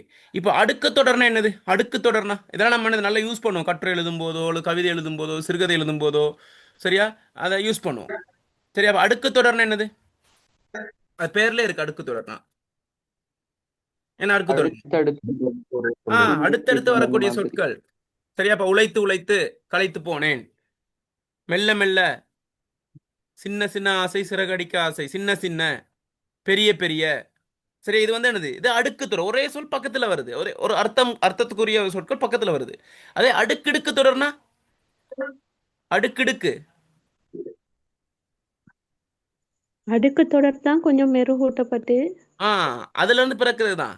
இப்ப சிறிய சிறியனா அடுக்கு தொடர், சின்னஞ்சிறியனா சின்ன அடுக்கிடுக்கு தொடர். பெரிய பெரியங்கிறது அடுக்கு தொடர். அதை அடுக்கிடுக்க மாத்தினா பெரிய பெண்ணம்பெரிய. கரிய கரிய அடுக்கு தொடர், அதை அடுக்கிடுக்க மாத்தினா கண்ணங்கரிய. கண்ணங்கரிய. செக்கச்செவந்த வானம், செக்கச்செவந்த. சிவந்த சிவந்த செக்கச்சிவந்த. அந்த மாதிரி விளங்குதா? இப்பதான் அடுக்கு தொடரும் அடுக்கிடுக்கு தொடரும் இதான் இது. சரியா? அடுத்து இணைமொழி. இணைமொழினா என்ன அப்படின்னு கேட்டா, என்ன இணைமொழி? பாருங்க, இணைமொழி இணைந்து வருகின்ற சொல். மொழினா சொல், இணைமொழி. சரியா? இது என்னன்னு கேட்டா, இதுவும் வந்து என்னது? ஒரு ஒரு ஒரு ஒரு ஒரு அழுத்தம், ஒரு அழுத்தம் கொடுக்கறதுக்கு, அந்த சொல்ற அழுத்தத்தை கொடுக்கறதுக்கு, அல்லது ஒரு அழகை கொண்டு வரதுக்கு, அந்த சொற்களுக்கு அழகை கொண்டு வரது இணைமொழியை யூஸ் பண்ணுவோம். சரியா? இப்போ உதாரணமா அது வந்து 3 பிரிவா பார்க்குறோம். ஒன்று ஒத்த கருத்துள்ள இணைமொழி, அடுத்து எதிர்கருத்துள்ள இணைமொழி, இன்னும் ஓசையோட கூடிய ஒரு என்னது ஒரே ஓசையுடைய இணைமொழிங்கிற மாதிரி 3 பிரிவா பிரிக்கிறோம். சரி, அப்போ ஒத்த கருத்துடைய இடைமொழி நம்ம பார்த்தோம்னா, உதாரணமா ஏழை எளியவர், ஏழை எளியவர். சரி, அப்போ ஏழைனாலும் எளியவர்னாலும் ஒரே அர்த்தம் தானே, ஒரே அர்த்தம் தானே. அப்போ அது ஒரே சொல், ஒரே கருத்துடைய 2 சொற்கள் ஒரு ரைமிங்ல வருது. ஏழை எளியவர். சரியா? சீரும் சிறப்பும், சீரும் சிறப்பும். சரி, அந்த மாதிரி சொல்லுங்க பாப்போம், உங்களுக்கு தெரிஞ்ச இணைமொழிகள். சீரும் சிறப்பும். ஏற்ற இறக்கம். இல்ல ஒத்த கருத்துடைய இணைமொழிகள் சொல்லுங்க. ஏற்ற இறக்கம்ங்கிறது வந்து எதிர்கருத்துடையது. சாரி. ஆ, அள்ளும் பகலும். அள்ளும் பகலும் பாருங்க, அதுவும் எதிர்கருத்துடையது.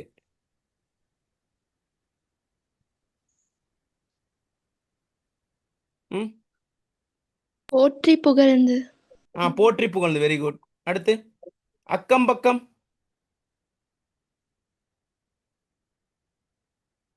அக்கம் பக்கம் சொல்லலாமா ஒத்த கருத்துடையதுக்கு? அருமை பெருமை, அருமை பெருமை சொல்லலாமா? அந்த மாதிரி ஒத்த கருத்து சொல்ல இருக்கு. அதே போல எதிர்கருத்து உள்ளது சொல்லுங்க பாப்போம். இன்பம் துன்பம், வேற ஏற்ற இறக்கம், வேற அங்குமிங்கும். ஆ? அங்குமிங்கும். அங்கும் இங்கும். சரியா? அந்த மாதிரி என்னது நம்ம சொல்லிக்கிட்டே போய் நிறைய இருக்கு. நிறைய நீங்க நெட்ல அடிச்சீங்கனாலும் நிறைய அப்படியே வரும், கொட்டி கிடக்கு. சரியா? ஓகே. அப்ப இதுல பாருங்க, இப்ப நம்ம என்ன செய்யணும்? அப்ப இணைமொழியை பார்த்தாச்சு. அடுக்கு தொடர், அடுக்கு தொடர். இரட்டை கிளவினா ஒரே மாதிரி சொல் வரும், ஆனா பிரிச்சா பொருள் இருக்காது. ஒரு பாட்டு கூட இருக்கு. என்ன, ஜீன்ஸ் படத்துல இருக்கு, பிரசாந்த் ஆடுவாரு. தக தக தக தக ரெட்டை கிளவி, பிரித்து பார்த்தால் பொருளும் இல்லை, பிரிக்காவிட்டால் நியாயமில்லை, உண்டல்லோ தமிழில் உண்டல்லோ ஒரு பாட்டு இருக்கு தானே. அப்ப இது வந்து ஒரு ஓசை நயத்தை குறிக்கக்கூடியதுதான். ஆனா அதை பிரிச்சா அதுக்கு பொருள் இருக்காது. இப்ப சலசல என என்னது முடிங்க அந்த வாக்கியத்தை. சலசலவென பாட்டு கொடுக்கு. சலசலவென ஓடையில் சங்கீதம் தான் ஒரு பாட்டு இருக்கு. அப்ப சலசலங்கல இப்ப உழைத்து உழைத்துங்கிறது அடுக்கு தொடர். அதை பிரிக்கும் போது உழைத்துங்கிறதுக்கு அர்த்தம் இருக்கா இல்லையா? இருக்கு. சலசலங்கிறத பிரிச்சோம்னா சல ஏதாச்சும் அர்த்தம் இருக்கா? கணீர் கணீர் கணீர் அர்த்தம் இருக்கா? இல்ல. விளங்குதா? அப்ப அந்த மாதிரி ரெண்டு அர்த்தமற்ற சொற்கள், ஓசையை குறிக்கக்கூடிய அர்த்தமற்ற சொற்கள் இணைஞ்சு வந்து என்னது ஒரு ஒரு ஒரு ஒரு ஓசையோ அல்லது ஒரு விடயத்தையோ அங்கே குறிக்கிற மாதிரி இருக்கும். அது வந்து ஒரு சொற்களுக்கு அலங்காரத்தை கொடுக்கக்கூடியதா இருக்கும். ஆனா அந்த இரண்டு சொற்களையும் பிரிக்கும் போது அது அர்த்தம் தராது. சேர்ந்து இருக்கும் போது அர்த்தம் இருக்கும். கணீர் கணீர்னா அந்த ஓசையை குறிக்குது. சலசலன் இருக்கு, மரக்கறிலாம் தலத்தலன் இருக்கு. ஆனா தனியா பிரிச்சோம்னா அர்த்தம் இருக்காது. விளங்குது? அதுதான் இரட்டை கிளவி. அப்ப அடுக்கு தொடர், அடுக்கடுக்கு தொடர், இணைமொழி, இரட்டை கிளவி. இதுல ஏதாவது சந்தேகம் இருக்கா? அது என்னத்த சொல்ல வருதுன்னு விளங்கிருச்சா உங்களுக்கு? ஆமா சார். இப்ப பாப்போம். உழைத்து உழைத்து எவ்வகை தொடர்? அடுக்கு தொடர். அடுக்கு தொடர். கீச்சு கீச்சு இரட்டை. இரட்டை இரட்டை கிளவியா? ஆ இரட்டைக்கிளவி. கணீர் கணீர் மாதிரி கீச்சு கீச்சு கீச்சு கீச்சுன்னு கத்தாதீங்க. கிட்டத்தில் கூட ஒருத்தர் சொன்னார், ஒரு ஒரு இதில் டிசிசி மீட்டிங் நடந்தப்போ ஜஃப்னாவில் சரியான அவர் அந்த இளங்குமரன் ஒருத்தரை வந்து என்னது சொன்னார் ஒரு இந்த மாதிரி ஒரு வார்த்தையால் ஏளனமா. சரியா? அப்போ அந்த கீச்சு கீச்சு அப்படிங்கிறது வந்து என்னன்னு கேட்டால் என்னது இரட்டை கிளவி. சின்னஞ்சிறிய அடுக்கிடுக்கு தொடர். சரியா அடுக்கிடுக்கு சரியா தொடர். சின்னஞ்சிறிய அடுக்கடுக்கு தொடர். இறைக்க இறைக்க அடுக்கு அடுக்கு தொடர். இரட்டைக்கிளவி. அடுக்கு அடுக்கு தொடர். ஆய்ந்து ஓய்ந்து இணைமொழி. இணைமொழி. என்ன அது? ஆய்ந்து ஓய்ந்துங்கிறது இணைமொழி. ஏன்னா அது ஓசையோட சம்மந்தப்பட்டது. பாருங்க, ஆய்ந்து ஓய்ந்து ஓசையோட சம்மந்தப்பட்ட 3 இருக்கு தான் இணைமொழியில. எதிர், ஒத்த, ஓசை. இது ஓசைகளோட. வெள்ளை விளையர் அடுக்கடுக்கு தொடர். அடுக்கிடுக்கு தொடர். அடுக்கடுக்கு தொடர். வெள்ளை வெள்ளை வெள்ளை விளையர். சரியா? பட்டம் பதவி இணைமொழி. இணைமொழி. இணைமொழி. பச்சை பசேல் அடுக்கிடுக்கு. அடுக்குது. பச்சை பச்சை பச்சை பசேல். பேரும் புகழும் இணைமொழி. இணைமொழி. நடுநடுங்கி அடுக்கிடுக்கு தொடர். அடுக்கிடுக்கு. நடுங்கி நடுங்கி நடுநடுங்கி. சரியா? ஓகே. அடுத்து இரட்டை கிளவி. கணீர் கணீர் இரட்டை கிளவி. கிடுகிடு இரட்டைக்கிளவி. இரட்டை இரட்டை கிளவி. கிளவி. அப்ப இந்த மாதிரியான மொழித்திறன் சார்ந்த விடயங்கள், அடுக்கடுக்கு தொடர், அடுக்கு தொடர், இணைமொழி, இந்த விஷயங்கள்லாம் என்ன செய்யணும்? இரட்டை கிளவிலாம் பார்த்துக்கொள்ளணும், நிறைய பாடமாக்கணும், தெரிஞ்சுக்கொள்ளணும். தெளிவா? தெளிவா உங்களுக்கு? அங்கேயா? Hello, okay. அடுத்ததுக்கு போமா? ஏதாவது டவுட் இருந்தா கேளுங்க, சந்தேகம் எதுவும் இருந்தா. இறைக்க இறைக்கவ இரட்டைக்கிளவின்னு எடுக்கீங்களா? அதான் ஆமா, இரட்டை கிளவின் இல்லை, இறைக்க இறைக்க ஓடுறது. இறைக்க இறைக்க ஓடுறதுன்னு சொல்லுவாங்க. என்ன சொல்றது? இறைக்க இறைக்க. அதுக்கு அர்த்தம் இருக்கு. இறைக்க இறைக்க இறைக்க இறைக்கங்கிறதுக்கான அர்த்தம் இருக்கு. Right. Okay sir. Okay okay. அடுத்த தலைப்பு போமா? பிரதான ஒரு தலைப்பு இருக்கு. ஓகே. பின்வரும் மரபு தொடர்களுக்கு பொருள் தருக. இது ரொம்ப முக்கியமான, இது அடிக்கடி அடிக்கடி எக்ஸாமுக்கு வரும். எல்லாமே வரதுதான், இதுவும் வரும். மரபு தொடர்கள். என்ன மரபு தொடர்னா என்னது? என்ன மரபு தொடர்? யாராவது ஒரு ஆள் சொல்லுங்க. மரபு தொடர்னா என்ன என்ன என்ன அர்த்தம்? தொன்று தொட்டு பயன்படுத்தப்படும் சொற்கள். தொன்று தொட்டு பயன்படுத்தப்படுற சொற்கள். ஓகே, அதுல என்ன ஸ்பெஷல்? தொன்று தொட்டு எல்லாமே தான் பயன்படுத்துறோம். அப்ப மரபு தொடருக்கு என்ன ஸ்பெஷல்?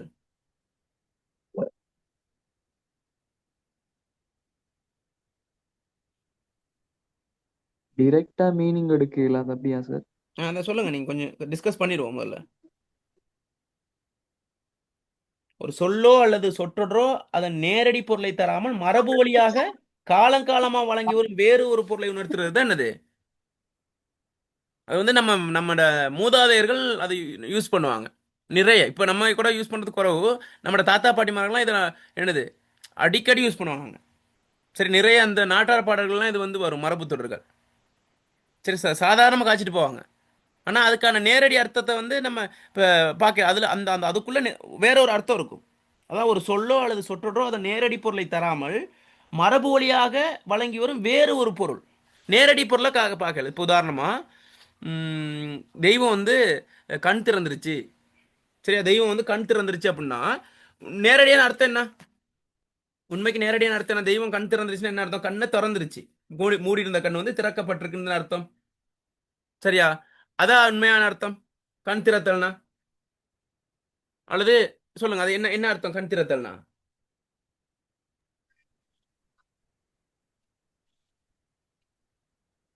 இப்ப அறிவு உண்டாதல் அல்லது அருள், என்னது அருள் கொடுத்தல், அந்த அந்த மாதிரியான ஒரு பொருள், ஒரு வேற ஒரு பொருள். இப்போ நம்ம இதை பார்த்துட்டு போகும்போது உங்களுக்கு நல்லா விளங்கிடும். சரியா? இப்ப இலவு காத்த கிளி. சரி, இலவு காத்த கிளின்னு என்ன? அது என்ன அர்த்தம்? அதுக்கான சம்பவத்தை சொல்லுங்க, அது கதை ஸ்டோரியை சொல்லுங்க. இலவு காத்த கிளி ஒரு இந்த படத்துல தலைநகரம்னு ஒரு படம் வந்துச்சு, பாத்திருக்கீங்களா? சுந்தர் சீட்டு படத்துல. மைக்க இன்வைட் பண்ணுங்க. ஞாபகம் இருக்கா?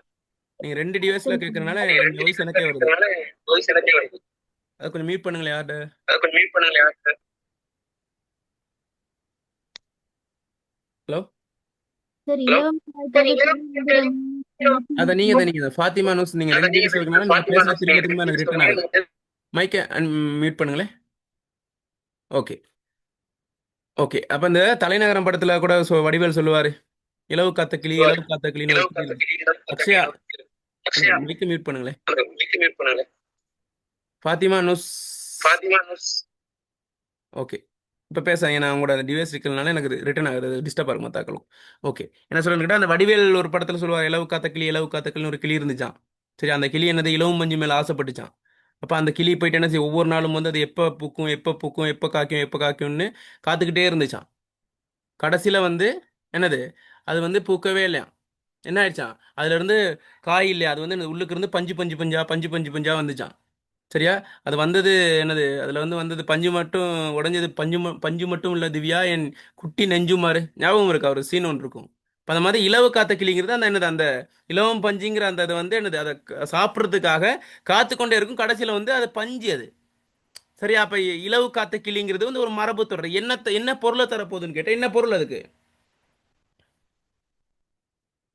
என்ன பொருள்? வீண் காத்திருப்பா சார். ஆ, வீண் காத்திருத்தல், ஏமாற்றம். காத்திருந்து ஏமாறுது.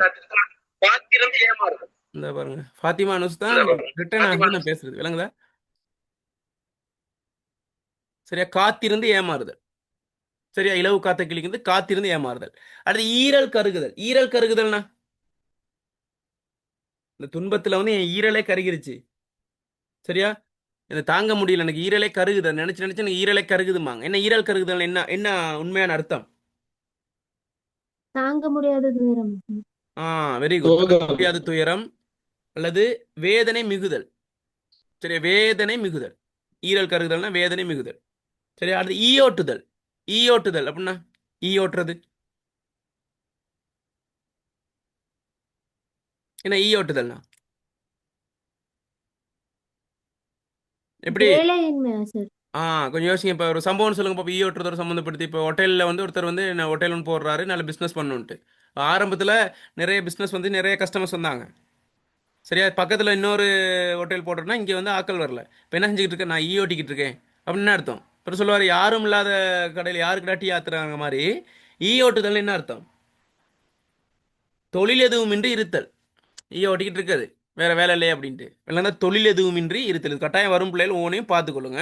குயிக்காக நமக்கு அந்த அந்த சொற்றொடரை எழுதுறதுக்கு, எக்கிட்ட எழுதுறதுக்கு நமக்கு என்னது யோசிச்சு எழுதுறது வந்து பிள்ளையாக போயிடலாம். அதனால ஒவ்வொன்றையும் பாடமாக்கணும், விளங்கிக் கொள்ளணும். நிறைய இருக்கு. ஓகே, கண்மூடுதல். கண்மூடுதல்னா அவர் கண்ணை மூடிட்டாரு. மரணித்தல். இறத்தல் சார். மரணித்தல் அல்லது இறத்தல். சரியா, ஓகே. கண் திறத்தல்னா அறிவு உண்டாதல் சார். அறிவு உண்டாது. அறிவு உண்டாகுது. அறிவு உண்டாது. கழுத்தறுத்தல்னா துரோகம் துரோகம் சார். என்னது? ஃபாத்திமா நுஸ்ரா கொஞ்சம் மியூட் பண்ணி வைங்க, மியூட் பண்ணி வைங்க. நம்ம அடுத்த கிளாஸ்ல ஏன்னா உங்களோட ஏதோ செட்டிங்ல ஏதோ பிரச்சனை, அது எதிரொலிக்குது. மற்ற ஆட்களும் எதிரொலிக்குதா இல்லை எனக்கு மட்டும் எதிரொலிக்குதா? எல்லாருக்கும் சார். அதுதான். அப்போ நுஸ்ரா கொஞ்சம் மீட் பண்ணி வைங்க, அடுத்த கிளாஸில் நீங்கள் பேசுங்க. ஏன்னா அந்த கொஞ்சம் டிஸ்டர்பன்ஸாக இருக்கு, அதனால தான். பிரச்சனை ஒன்று, செட்டிங்கில் ஏதோ பிரச்சனை. ஓகே, என்ன சொல்ல வந்தேன், கழுத்தறுத்தல். அவன் நல்லா பழகுனா கடைசியில் கழுத்தறுத்துட்டான். நம்பி இருந்தேன் ஆனால் கழுத்தறுத்துட்டான்னு சொல்லுவாங்க. நம்பிக்கை துரோகம் சார். நம்பிக்கை துரோகம். சரி, நம்பிக்கை துரோகம். சரி, அப்படிதான் எழுதணும், நம்பிக்கை துரோகம். அவ்வளோதான், ரொம்ப விளக்கமாக எழுத வேண்டியது. நம்பிக்கை துரோகம், அவ்வளோதான். ஒரே சொல்ல தான் எழுதணும். ரொம்ப விளக்கம் எழுதினா நமக்கு நேரம் போதாது, அது அவசியம் இல்லை. சரியா, ஓகே. அடுத்து என்னது, காது குத்துதல். நான் அவ்வளோ திட்டுனா எனக்கே காது குத்திட்டான். ஏமாற்றுதல். ஏமாற்றுதல். ஏமாற்றுதல். ஏமாற்றுதல். வயிற்றில் அடித்தல். வயிற்றுல அடிக்கிறதா வந்து இல்லை, துரோகம். அவன் வயிற்றுல அடிச்சிட்டான். இல்லை, துரோகம் செய்தல் இல்லை. நல்லா யோசிங்க, வயிறோட சம்மந்தப்பட்டு யோசிங்க. பசியோட சம்மந்தப்பட்டு வயிற்றில் அடித்தல் என்னது, சீவனத்தை கெடுத்தல். அல்லது நம்மளது என்னது, இன்னும் கொஞ்சம் நல்லா சொற்களை சொல்கிறா, அந்த ஜீவனத்தை தான் நம்மளோட வாழ்க்கையே கெடுக்கிறது. நம்மளோட என்ன சொல்றது, இன்னும் கொஞ்சம் நல்லா சொல்லுங்க. ஜீவனத்தை கெடுத்தல், அந்த மாதிரி இன்னொரு ஏதாவது நல்ல ஒரு சொல்லணும்னு சொல்லுங்க அதுக்கு. வாழ்வாதாரத்தை கெடுத்தல்னு கூட சொல்லலாம்னா, வாழ்வாதாரத்தை கெடுத்தல்.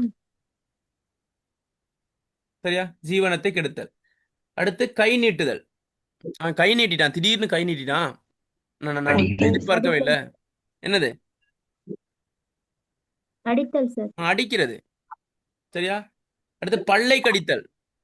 ஆனா அவ்வளவு நேரம் எனக்கு பல்ல கடிச்சிட்டு இருந்துட்டேன். என்னது கோபத்தை ஆ, கட்டுப்படுத்துதல். ஆ. துன்பம் தருவதை சகித்தல். யாரோ என்னது துன்பம் தரான் பொறுமையா இருக்கிறதுனா பல்ல கடிச்சிட்டு இருந்துட்டேன். பல்ல கடிச்சிட்டு இருந்தாரா இல்ல அது என்ன அர்த்தம்? பொறுமை. பொறுமை. துன்பம் தருவதை சகித்தல். சரி, துன்பம் தருவதை சகித்தல். அடுத்து அள்ளி குவித்தல். அள்ளி குவித்தல்னா வீண் விரயமா சார்? இல்ல இல்ல, கொஞ்சம் யோசிங்க, அதை யோசிங்க. அள்ளி குவித்தல்னா அள்ளி குவிச்சுட்டான் அவன். என்ன சின்ன நார்மலா சின்ன வேலை ஒன்று தான் செஞ்சுக்கிட்டு இருந்தான். இப்போ சொத்தை அள்ளி குவிக்கிறான். நிறைய சம்பாதித்தல். சரி, அள்ளி குவித்தல் என்னது? நிறைய சம்பாதித்தல். ஓகே. அடியிடுதல்னா அடியிடுதல். ஆரம்பம் செய்தல். ஆரம்பித்தலா சார்? Very good. தொடங்குதல் அல்லது ஆரம்பித்தல். சரியா? கால்கோல்னு சொல்லுவாங்க, கேள்விப்பட்டீங்களா? கால்கோல் விழான்னு சொல்லுவாங்க. கால்கோல்னு ஆண்டு ஒண்ணுக்கெல்லாம் ஸ்டார்ட் பண்ணுவாங்க. கேள்விப்பட்டீங்களா? கேள்விப்பட்டீங்களா? ஃபங்க்ஷன் கேள்விப்பட்டீங்களா? கால்கோல் விழா கேள்விப்பட்டீங்களா? ஆமாம் சார். அப்படின்னா என்னது? ஆரம்பிக்கிறது. ஆ ஆனா உண்மைக்கு நான் பார்த்தேன், அது கால்கோல்னு வராது. பாருங்க, கால் கோல்னு தான் இதுல அடிச்சிருப்பாங்க பேனர்ல எல்லாம். கால்கோல் விழா இப்படிதான் அடிச்சிருப்பாங்க, கால்கோல்.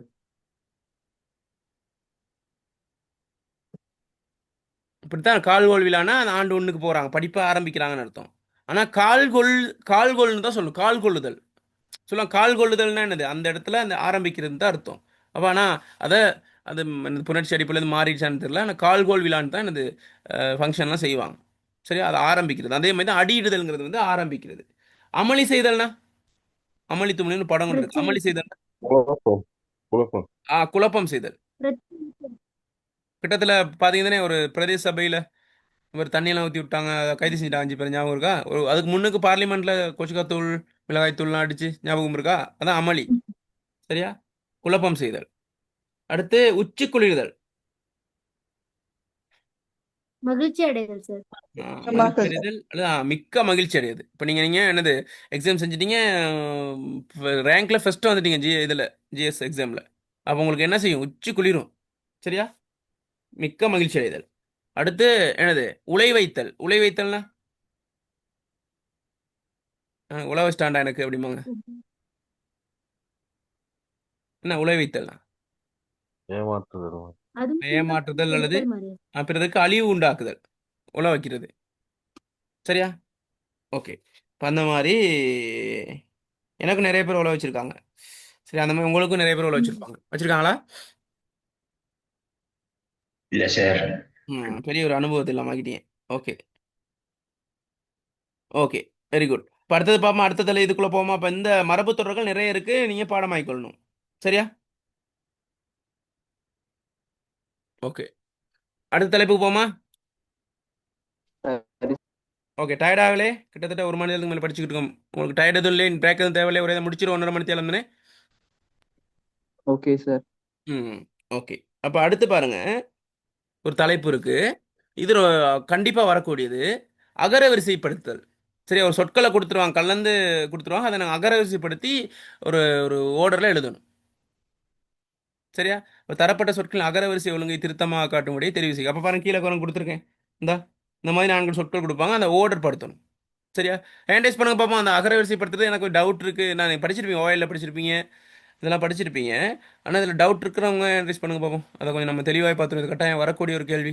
கொஞ்சம் என்னது, அது ரொம்ப லேட் பண்ணியிருந்தீங்கன்னா டைம் போயிடும் இதில் அங்கே எக்ஸாமில். அதனால் கொஞ்சம் நுட்பங்களை பார்த்துட்டோம்னா ஈஸியாக கண்டுபிடிச்சி போடலாம். சரி, எதுக்கும் நீங்கள் ட்ரை பண்ணுங்க. நான் அதை டெக்னிக்கை பிறகு சொல்லித்தரேன். இதை வந்து நீங்கள் கண்டுபிடிங்க பார்ப்போம். தரப்பட்ட சொற்கள் அகரவரிசை ஒழுங்கை திருத்தமாக காட்டும்படியே தெரிவு செய்து அதன் கீழ் கொடுக்கு. உங்களுக்கு டைம் ஒன்று தரேன். இந்த 3 கேள்வி இருக்குது. 3ல் அகரவரிசை பற்றி சொல்லுங்க பார்ப்போம். விடையை வந்து செட் பாக்ஸில் போடுங்க. 1ஆவதுக்கு என்ன விட, 2ஆவதுக்கு என்ன விட, 3ஆவதுக்கு என்ன விடன்ட்டு.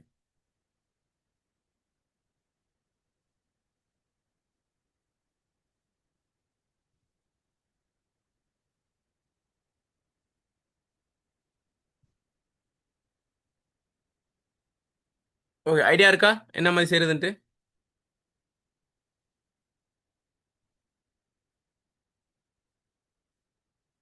சொல்லுங்க. ஸோ முதலாவதுக்கு மூன்றாவது. முதலாவதுக்கு மூன்றாவதா? ஓகே, அடுத்து முதலாவது நாலாவது. முதலாவதுக்கு நாலாவது சொல்றீங்களா? ஓ, ஓகே, மூன்று விடையும் வருது, நாலுங்கிற விடையும் வருது. ஓகே, வேற வேற மாற்று விடைகள் முதலாவதுக்கு?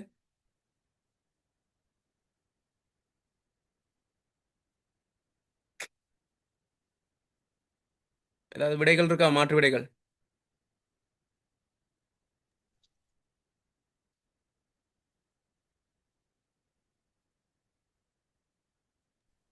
இரண்டாவதுக்கு இரண்டாவது சார்.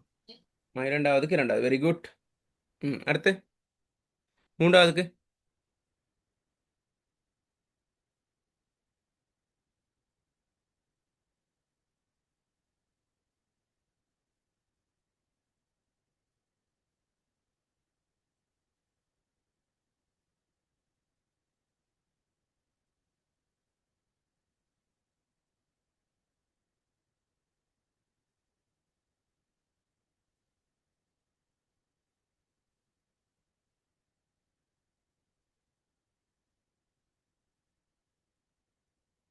ஓகே, பாப்போமா என்ன மாதிரின்ட்டு.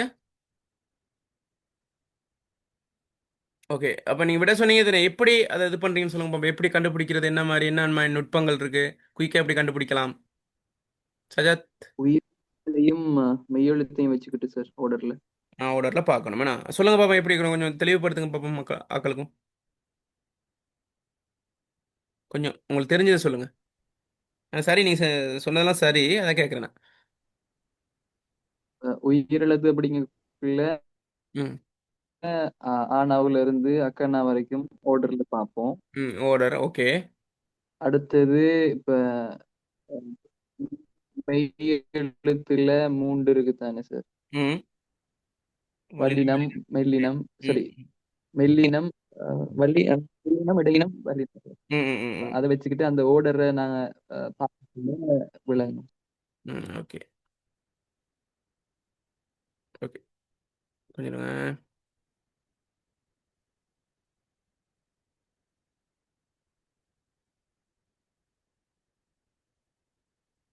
ஓகே, ஸ்க்ரீன் விளங்குதான்னு பாருங்க. ஸ்க்ரீன் விளங்குதா? ஓம் சார். தெளிவா இருக்கா? ஆமா. ஓகே, பாருங்க, அகரவரிசைப்படுத்துதல் அப்படிங்கும்போது சொற்கள் குழம்பி இருக்கும் தானே. அப்போ நம்ம அந்த சொற்கள் கொடுக்க சொற்களில் முதலாவது எழுத்தை மெயினாக பார்ப்போம்னா, முதலாவது எழுத்து பார்ப்போம், அடுத்து ரெண்டாவது எழுத்தை பார்ப்போம், மூணாவது அந்த ஓர்டரில் இருக்கணும். சரியா? ஒரு ஏறுவரிசை அடிப்படையில் வைங்களேன், இப்போ இலக்கங்களை ஏறுவரிசைப்படுத்துகிற மாதிரி.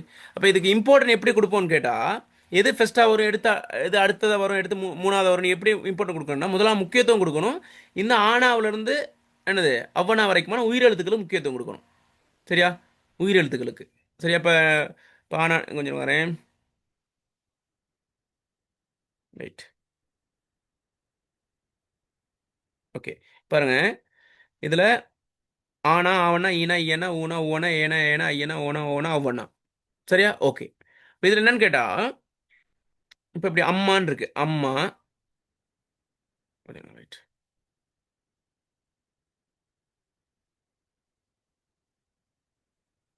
வரேன்.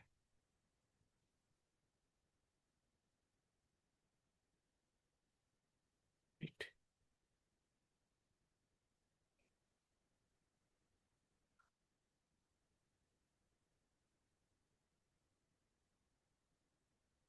வெயிட்டு.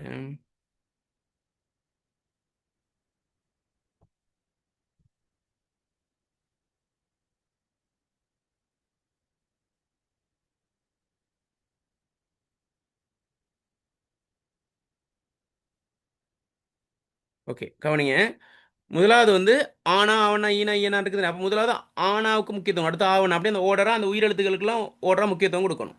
உதாரணமாக அம்மான்னு இருக்கணும் வைங்களே, எழுத முடியல, கொஞ்சம் இருங்க, வெயிட்டு,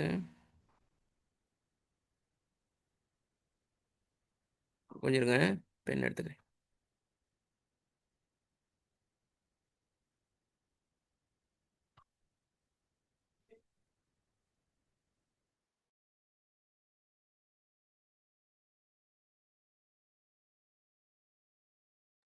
ஓகே, கொஞ்சம் இருங்க, வெயிட்.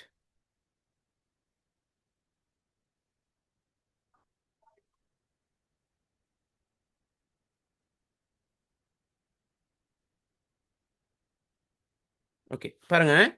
பேசுறது விளங்குதா? ஆமா ஓகே, கவனிங்க. இப்ப அம்மான் இருக்கு. அம்மா, ஆலயம், ஒட்டகம். இப்படி பார்க்கும்போது எது ஃபர்ஸ்டா வரும்? அம்மாவுக்கு முக்கியத்துவம். ஏன்னா ஆனா இருக்கு. அடுத்து ஆவணா இருக்கு. அடுத்து ஓனா. முதலாவது எழுத்தை பார்க்குறோம். சரியா? அப்போ உயிரெழுத்து முக்கியத்துவத்தின் அடிப்படை அப்படி தான் பார்க்கணும். அந்த ஆர்டரில் பார்க்கணும். சரியா? ஓகே. அப்போ உயிரெழுத்து வச்சு உங்களுக்கு பிரச்சனை இல்லை. ஆனால் அந்த ஆர்டர் உங்களுக்கு எப்படி தெரியும் தானே? ஓகே. இப்போ இதில் அடுத்து நம்ம பார்க்குறோம் மெய் எழுத்துக்களை பார்க்குறோம். இப்போ மெய் எழுத்துக்கள் வந்து அந்த ஆர்டர் வந்து ஞாபகம் இருக்காது. ஆனா அவனா ஈனா ஐயனான்னு சொல்கிற மாதிரி இக்கன இங்கனா அச்சனா அஞ்சனா அட்டனா என்னன்னா அத்தனா இந்தனா அப்பனா அம்மனா ஐயனா இல்லைன்னா இல்லைன்னா அவ்வனா இல்லைன்னா இட்டனா என்னன்னு நம்ம என்னது ஞாபகம் இருக்காது. இப்போ நம்ம என்ன செய்யணும்னு கேட்டால் முதலாவது அந்த எக்ஸாம் உங்களுக்கு எக்ஸாமுக்கு நீங்கள் போகும்போது இந்த மாதிரி வந்துட்டா நீங்கள் என்ன செய்யணும் கேட்டால் இந்த மெய்யெழுத்துக்களை ஆர்டர் பண்ணணும். அது எப்படின்னு கேட்டால் முதலாவது மூவினம் இருக்குது தானே, வல்லினம் மெல்லினம் இடையினம். அப்போ அதில் நம்ம இப்படி நம்ம இது எல்லாம் பாடமாக்கிட்டீங்கன்னா பிரச்சனை இல்லை. உங்களுக்கு ஓடுற பாடமாக்குறது உங்களுக்கு சிரமம்னா நான் என்ன சொல்கிறேன்னு கேட்டால் முதலாவது இந்த இடத்துல இருக்கு பாருங்கள், காணா இருக்கா. அடுத்து ஒன்றை விட்டு ஒன்று பாருங்கள். அடுத்து இங்கன்னா அடுத்து இச்சன்னா. அடுத்து ஒரு எழுத்தை விட்டுட்டு இட்டண்ணா. அடுத்து ஒரு எழுத்தை விட்டு இத்தண்ணா. ஒரு எழுத்தை விட்டு இப்பண்ணா. ஒரு எழுத்தை விட்டு அப்போ கசட தப்பற ஞாபகம் இருக்கா? வல்லினம் கசட தப்பற ஞாபகம் இருக்கா? வல்லினம் கசட தப்பற. மெல்லினம் ஞாபகத்துக்கு பாடமாக்கணும். மெல்லினத்துக்கு நான் இடையினம் யாரெல்லாம் வளல. சரி, அப்போ நம்ம என்ன செய்யணும்டா அந்த 3 இனமும் நமக்கு தெரியும் தானே, அது பாடமாக இருக்கும் தானே. அப்போ என்ன ஃபஸ்ட்டாக என்ன செய்யணும் கேட்டால் இப்போ 18 நம்பரை போட்டுங்க முன்னுக்கு போட்டு அடுத்து இடையில விட்டுறணும், கெப்பன்னு விடணும் நீங்கள் எக்ஸ்ட்ரா தாளில். இப்போ கானா சானா டானா தானா பானா போட்டு அந்த 17வது எழுத்து இருக்குதுனே, கடைசிக்கு எழுத்து இருக்குதுனே, அதில் ராணாவை போடணும். கீழே இந்த இடத்துல ராணாவை போடணும். சரியா? அதுக்கு அடுத்து என்ன செய்யணும்னு கேட்டால் மெல்லின எழுத்து இந்த இக்கனாவுக்கும் இச்சனாவுக்கு இடையில அடுத்து அடுத்து ம. சரியா? அந்த நானாவை கடைசி 18வது எழுத்தா போடணும். என்ன சொல்கிறேன் விளங்குதா? உங்களுக்கு என்ன சொல்கிறேன் விளங்குதா? இப்போ பாருங்கள், நான் என்ன சொல்கிறேன்னு கேட்டால் அந்த ஓர்டர் ஞாபகம் படுத்துருந்தனே. அப்போ நம்ம 18 நம்பர் போட்டு இப்போ 1 2 3ன்னு போடுவோம் தானே, 3 4ன்னு போட்டுக்கிட்டு போடுவோம் தானே. அப்போ 1 நம்பர்கிட்ட காணா போடுறோம். 2 விட்டுட்டு 3வது சாணா போடுறோம். அடுத்து 4 விட்டு 5ல் ட. அப்போ ஒரு கெப்பிட்டு ஒரு எழுத்து எழுதுறதுக்காக கெப்பு விடணும். கசட தப்ப அந்த ராணாவை கடைசிக்கு முதல் 18 தானே மொத்தம். அப்போ 17வது இடத்துல எழுதணும். சரியா? கசட தப்பற கடைசி எழுத்து. அடுத்து அந்த இடையில இருக்குதுனே கசட தப்பற இடையில கெப்பிட்டுக்கிட்டே வந்தோம். இப்போ இடையில என்ன செய்யணும் அப்படின்னு கேட்டா ngஞ்சன நம்மனே எழுதணும். இந்த பாருங்க, இந்த பாருங்க ந. சரியா? ngஞன இந்த அடுத்து இந்த அடுத்து இந்த ம. அந்த நேவை கடைசி 18வது போடுறோம். அப்போ கடைசி 17 18 தான் நமக்கு வந்து அந்த ஓர்டர் இல்லாமல் வருது. முதல் கசட தப்பறையில் உள்ள ரேவை 17வது போடுறோம். ngஞ்சன நம்மனையில் உள்ள நானாவை கடைசியாக போடுறோம். அடுத்து என்ன செய்யணும்னு கேட்டா இந்த இம்மனா இருக்குதுனே, ngஞ்சன நம்ம இருக்குதுனே, இந்த இம்மனாவை கீழே பாருங்க, இது ஓர்டரா வந்துடும். யாரெல்லாம் வரலையே அப்படி ஓர்டரா எழுதி விட்டா சரி. அதாவது 17 18 வந்து 17 வந்து வல்லினத்தில் உள்ள ராணா, 18வது எழுத்து வந்து என்னது மெல்லினத்தில் உள்ள நானா.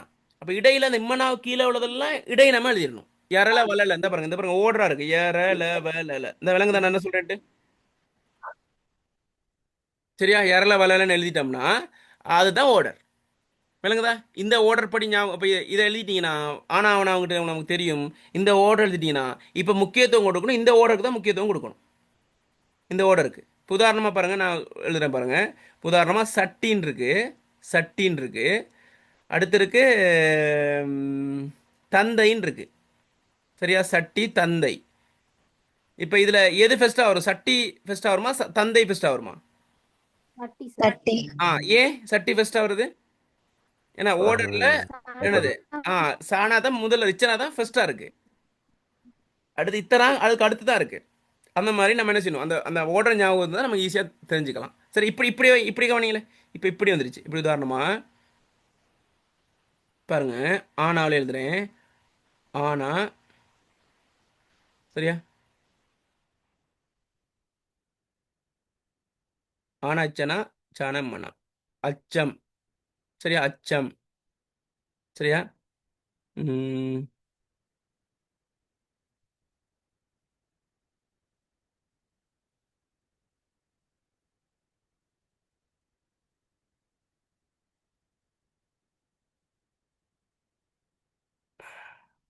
அச்சம்.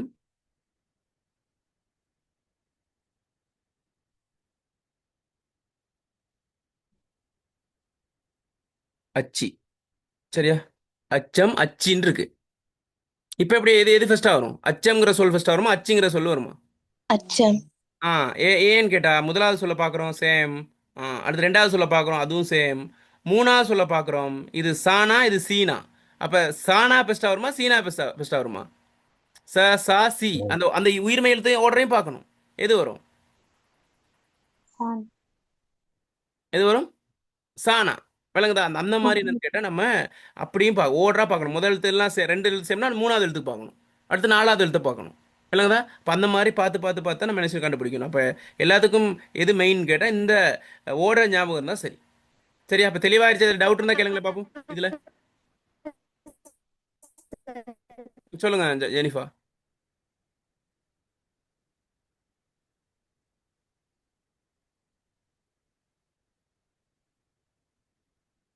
சொல்லுங்க ஜெனிஃபா. டவுட் இருக்கா? ஓகே. தெளிவாயிருச்சு தானே? இப்போ என்ன சொல்ல வரேன்னு விளங்கிருச்சா? ஓகே. இப்போ பாருங்க அதில் உள்ளதை இதுலேருந்து கண்டுபிடிப்போம். அதில் உள்ளதை நான் கேள்வி முதல்ல போட்டேன். முதலாவது இருந்துச்சு உதவியாளர் இருந்துச்சு. சரியா? உதவியாளர். உதவியாளர். சரியா? அடுத்து வந்து பணிப்பாளர். பணிப்பாளர். சரியா? அடுத்து இருந்தது பாடகர். அடுத்து முகாமையாளர். சரியா? ஓகே. உதவியாளர், பணிப்பாளர், பாடகர், முகாமையாளர். சரி, இப்போ எது ஃபர்ஸ்டா வரும்? முதல் எழுத்தை பார்க்கணும். உதவியாளர். ஏன்னா முதல் எழுத்து உயிரெழுத்து. அப்போ அதுக்கு தான் முக்கியத்துவம் கொடுக்கணும். அப்போ இதான் ஃபர்ஸ்டா வரும். சரியா? அடுத்து பணிப்பாளர், பாடகர், முகாமையாளர். இது பானா இது பாவனா இது மூணா. அப்போ இந்த ஆர்டர் நம்ம பார்க்குறோம். சரியா? அப்போ மூணானா இம்மனாவை ஞாபகம் வச்சுக்கணும். இம்மனா இம்மனா எங்கே எங்கே இருக்குன்னு பார்த்தா எத்தனாவது இருக்கு? இந்த இப்பனாவுக்கு அடுத்து இருக்கா இப்பனாவுக்கு முன்னுக்கு இருக்கான்னு பார்க்கணும். சரியா? அப்போ இப்பனாவுக்கு பிறகு தான் இருக்குது. அப்போ எது அடுத்தது வரும்? பணிப்பாளர் வருமா? அப்போ மூணாவது அடுத்தா வரும். இப்பனாவுக்கு அடுத்த இம்மனா வருது. அதனால் முக்கியத்துவம் வந்து இப்பனாவுக்கும் அந்த பானாவுக்கும் பாவனாவுக்கு தான் முக்கியத்துவம் கொடுக்குறோம். அது பணிப்பாளருக்கும் பாடகருக்கும் தான் முக்கியத்துவம் கொடுக்குறோம். அப்போ உதவியாளருக்கு பிறகு பணிப்பாளர் வருமா பாடகர் வருமாங்கிறத நம்ம கண்டுபிடிக்கணும். எது வரும்? பணிப்பாளர். ஏன் பணிப்பாளர்னு கேட்டா இது பானா இது பாவண்ணா. பானாவுக்கு அடுத்தனே பாவண்ணா.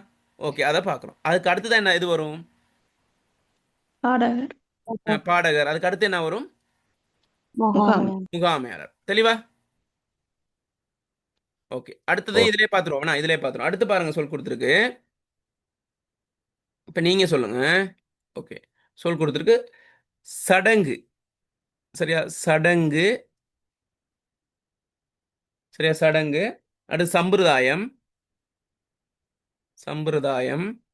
சரியா? சம்பிரதாயம். அடுத்து சமயம், சாதி. எது ஃபர்ஸ்டா வரும்? சடங்கு, சம்பிரதாயம், சமயம், சாதி. சடங்கு. சடங்கு. சடங்கு. முதலாவது சடங்கு. ஓகே. அடுத்து சமயம். ச- சமயம். Very good. சமயம். அடுத்து அடுத்து சம்பிரதாயம், அடுத்து சாதி. சம்பிரதாயம். இல்ல இல்ல சாதி இல்ல இல்ல வந்து சம்பிரதாயம். நல்லா கவனிங்க. திரும்ப பாருங்க திரும்ப பாருங்க. முதலாவது வந்து சம்பிரதாயம் தான் வரும்னா. ஏன்னா இட்டனா சடங்கு சம்பிரதாயம். ஓகே. சரி. சடங்கு, சம்பிரதாயம், சமயம், சாதி. ஓகே. இப்போ சாவனாதனே. அப்போ இதனால இது சாதி தான் கடைசியாக வரும். அதனால சாவனா இருக்கிறனால முதலாவது மெயினாக பார்க்குறோம். அப்போ இந்த மூணில் தான் நம்ம கண்டுபிடிக்கணும். இப்போ சடங்கா, சம்பிரதாயமா, சமயமா? சமயம். சடங்கு. சடங்கு. சடங்கு தான் பெஸ்டா. சடங்கு தான் பெஸ்டா வரும். அடுத்து சம்பிரதாயம், சமயம்கள இங்க இம்மனா வருது, இங்க மானா வருது. அப்ப மெய்யெழுத்துக்கு முக்கியத்துவம் கொடுக்கறதா உயிர்மெய் எழுத்துக்கு முக்கியத்துவம் கொடுக்கறதா? உயிர்மை. எழுத்துக்கு. மெய்யெழுத்து தான் மெய்யெழுத்து. ஃபர்ஸ்டா முக்கியத்துவம் கொடுக்கணும். இம்மனாவுக்கு அடுத்தனே மானா மாவனாலாம் போகுது. இம்மனா தானே ஃபர்ஸ்ட். இம்மனோட ஆனா சேர்ந்து தான் மானா. அப்ப என்ன செய்யணும்? நம்ம முதல்ல முக்கியத்துவம் கொடுக்கணும். மெய்யெழுத்துக்கு தான் முக்கியத்துவம் கொடுக்கணும். அதுக்கு பிறகு தான் உயிர்மெய்க்கு போகணும். ஃபர்ஸ்டா உயிருக்கு முக்கியத்துவம் கொடுங்க. அடுத்து மெய்க்கு முக்கியத்துவம் கொடுங்க. அடுத்து தான் உயிர்மெய்க்கு போகணும். விளங்க என்ன சொல்றேன்ட்டு? சரியா? அப்ப எப்படி வரும்? சடங்கு, சடங்கு சம்பிரதாயம், சம்பிரதாயம் சம்பிரதாயம் சாதி சமயம் ஆ, சமயம், சாதி. சரியா? சரியா? சார் ம். ஓகே. அப்ப அதை கொஞ்சம் பார்த்துக்கணும். சரியா? ஓகே. அடுத்தது சொல்லுங்க பாப்பா, என்ன போட்டோம்? இரவு, இரவு, லாபம், இறுதி, இன்பம்.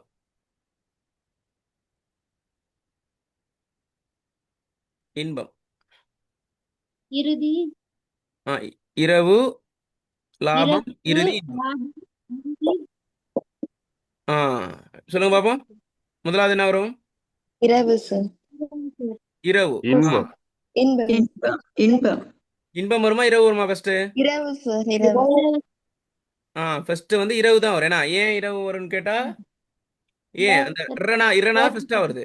ஓ, அதுக்கு பிறகு தான் என்ன வருது? இல்லைனாவெல்லாம் வருது. இல்லைனா, அற்றனா, என்னனாவெல்லாம் வருது. அப்ப எது ஃபர்ஸ்டா வரும்? இரவு இரவு. ரெண்டாவது என்ன வரும்? லாபம் லாபம். இல் வந்து அதுக்கு அர்த்தம் லாபம். அடுத்து இறுதி இறுதி. அடுத்து இன்பம் இன்பம். அந்த ஓடுறா தான் அதுல மாறி இருக்கு. நான் விட ஓடுறா இது பண்ணேன். விளங்குதா? இப்படி தான் இதா வரும். சரியா? ஓகே. அதன் அடிப்படையில் அதில் கலந்து கொடுக்கும். நான் வந்து அந்த ஓடுறாவே இந்த சரியானது தான் நான் நோட் பண்ணி வச்சிருந்திருக்கேன். சரியா? ஓகே. அதன் அடிப்படையில் இப்படி தான் நம்ம பார்க்கணும்.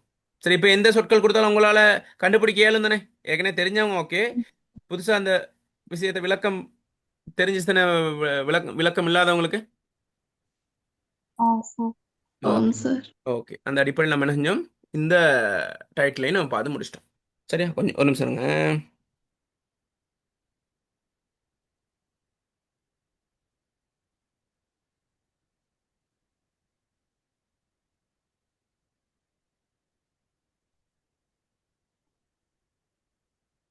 ஓகே. அந்த அடிப்படையில் நம்ம என்ன செஞ்சிருக்கோம்? நிறைய தலைப்புகளை பார்த்துருக்கோம். முதலாவது எதிர்கதை சொல் பார்த்தோம். அடுத்து கலைச்சொற்கள் பார்த்தோம். அடுத்து எழுத்து பிழைகளை திருத்தி எழுதுறதுக்கான கட்டமைப்பு வினாக்களை பார்த்தோம். அடுத்து தகுதி விளக்கு அதோட சம்மந்தப்பட்டு பார்த்தோம். அடுத்து தொடர்கள், இணைமொழி, அடுக்கு தொடர், அதெல்லாம் பார்த்தோம். அதுக்கு பிறகு மரபு தொடர்கள் பார்த்துருக்கோம். அடுத்து என்னது அகரவரிசைப்படி எப்படி மாற்றுறதுங்கிறது பார்த்துருக்கோம். சரி, எந்த பாருங்க. இதில் நீங்கள் இப்போ விளங்க தானே? இப்போ இதில் விடையை போட்டுக்கலாம் தானே? நம்ம டியூட்டர் உங்களுக்கு ஷேர் பண்ணவா வேணாமா? தேவையா? அனுப்புங்க சார். குரூப் அனுப்புங்க சார். வேற யாருக்கும் ஷேர் பண்ணாதீங்க. அந்த குரூப்ல வச்சுக்கோங்க, நீங்க யூஸ் பண்ணிக்கொள்ளுங்க. மற்ற யாருக்கும் ஷேர் பண்ணாதீங்க. சரியா? ஆம் சார் ம். Okay sir. அது ரொம்ப கவனமா வச்சுக்கொள்ளுங்க. ஏன்னா நீங்க பே பண்ணி தான் வாரீங்க. அதனால உங்களுக்கு இது உழைப்பு, பயங்கரமான உழைப்பு போட்டிருக்கு. டைப்பிங்ல இருந்து தேடி இதெல்லாம் செஞ்சு. அதனால நீங்க பாவிக்கிறது பிரச்சனை இல்லை, படிச்சுக்கொள்ளுங்க. மற்ற யாருக்கும் ஷேர் பண்ணிடாங்க தயவு செய்து. சரியா? ஓகே. அதன் அடிப்படையில் நம்ம இந்த பகுதியை முடிச்சிருக்கோம். சரியா? ஓகே. அப்ப எப்படி இன்றைக்கு முதலாவது வகுப்பு எப்படி ஃபீல் பண்றீங்க? நல்ல பிரயோசனமா இருந்துச்சா? ஆம் சார் நம்பிக்கை தரக்கூடியதா இருந்துச்சா? ஓகே, வென்றலாம் அப்படிங்கிற ஒரு ஒரு நம்பிக்கை ஒன்று வந்துருச்சா? அடுத்தடுத்த கிளாஸ் நல்லா இருக்கும்னு யோசிக்கிறீங்களா? ம். ஆம் ஓகே. Sir okay.